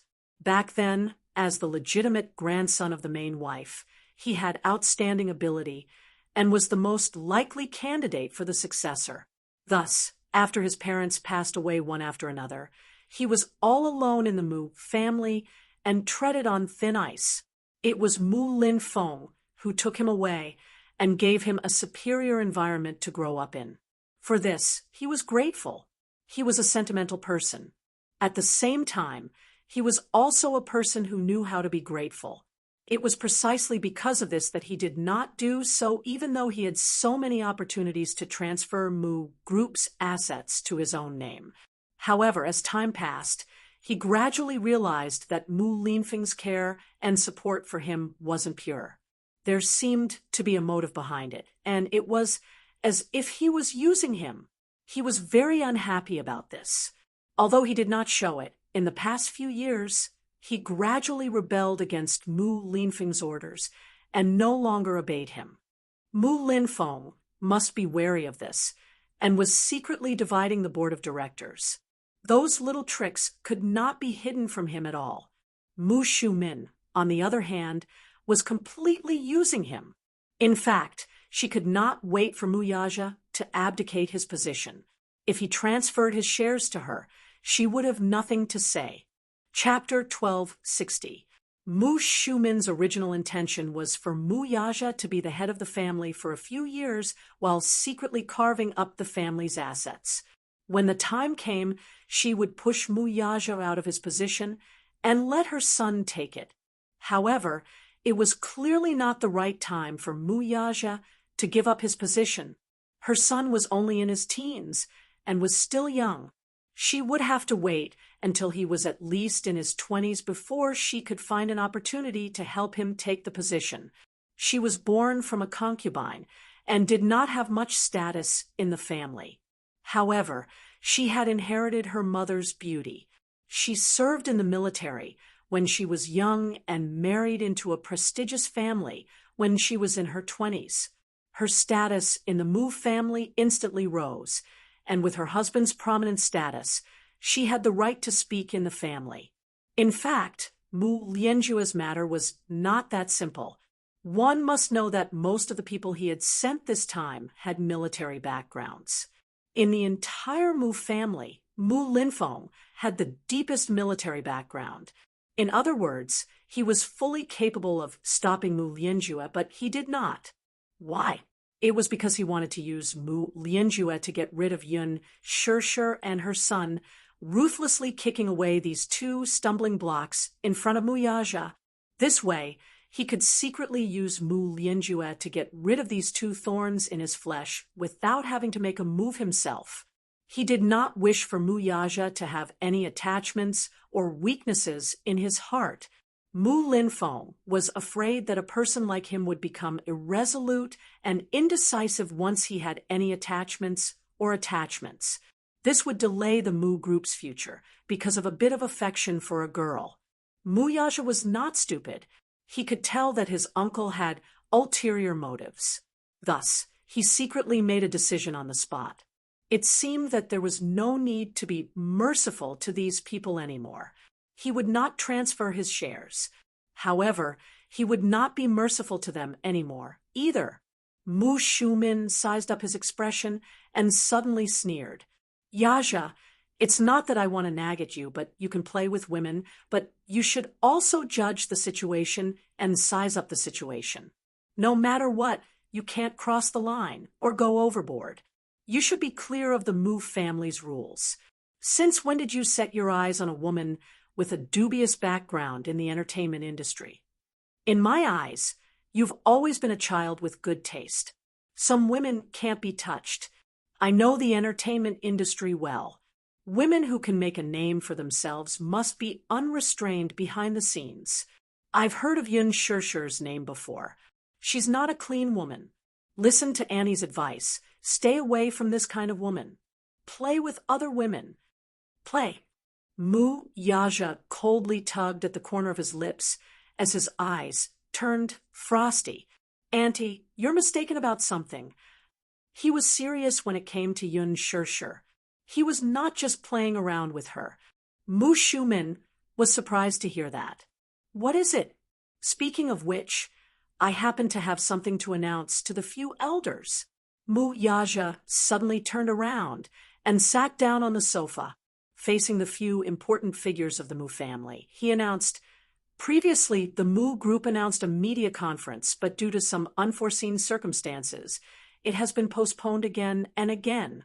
After this is over, regardless of whether I'm the CEO of the Mu group or not, I will announce my marriage at this media conference. Marriage announcement, Chapter 1261. Mu Shumin widened her eyes in shock. Who are you planning to announce your marriage to? She suddenly guessed something. Don't tell me it's that Yun Shirshir.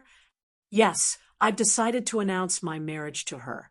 He crossed his legs elegantly, and his domineering aura swept through every corner of the office. Mu Yaja coldly swept his gaze across the room and said in a cold voice, I know this is a sudden announcement, so I'm informing all of you first. No way. Mu Shumin was the first to stand up and reject him, sizing him up in disbelief. Her face, however, was filled with unconcealable disappointment and heartache. She initially thought that her nephew was just toying with that woman, but even if it was just a game, she would not allow it. She did not expect him to say something so shocking, saying that he would announce his marriage to her at a media conference. This news was too shocking. That kind of woman will never be able to step into the Mu family's doorstep. Yaja, are you crazy? If you marry that woman, what will the outside world think of us? I heard that she's the woman who was your surrogate 6 years ago. I also heard that she gave birth to 2 children back then, and in the past 6 years, she's secretly hid one of them. This is clearly a conspiracy. To think that you're so smart, can't you see that she's planning to use her son as a bargaining chip to marry into the Mu family? She should take a look at her status and see if she's worthy of the title of the Mu family's young mistress. That kind of woman isn't even fit to carry my shoes. Mu Shumin knitted her delicate brows. Her heavily made-up face was filled with disdain and contempt. She had always been prejudiced against women in the entertainment industry. She always felt that they were dirty and cheap, and that they would do anything to climb the social ladder. Therefore, in her eyes, Yun Shirshir was the same. Mu Linfeng's face darkened as he expressionlessly said, Yaja, second uncle should also think that you should start your own family at your age. However, I'm also opposed to this woman marrying into the family. Second uncle's attitude is clear. As long as I'm still alive, I won't allow her to take a step into the Mu family. His tone was firm and unyielding, leaving no room for rebuttal. Mu Yaja scanned the crowd's disapproving looks and sat up straight expressionlessly. His languid posture resembled that of an elegant emperor. His expression was leisurely and indifferent as he slowly parted his thin lips. Announcing my marriage to all of you is out of respect for all of you. I'm just informing the elders of the Mu family. It doesn't mean that you have the right to stop or interfere. Have the right to interfere. I'm your aunt. As your elder, don't I have the right to ask about your marriage?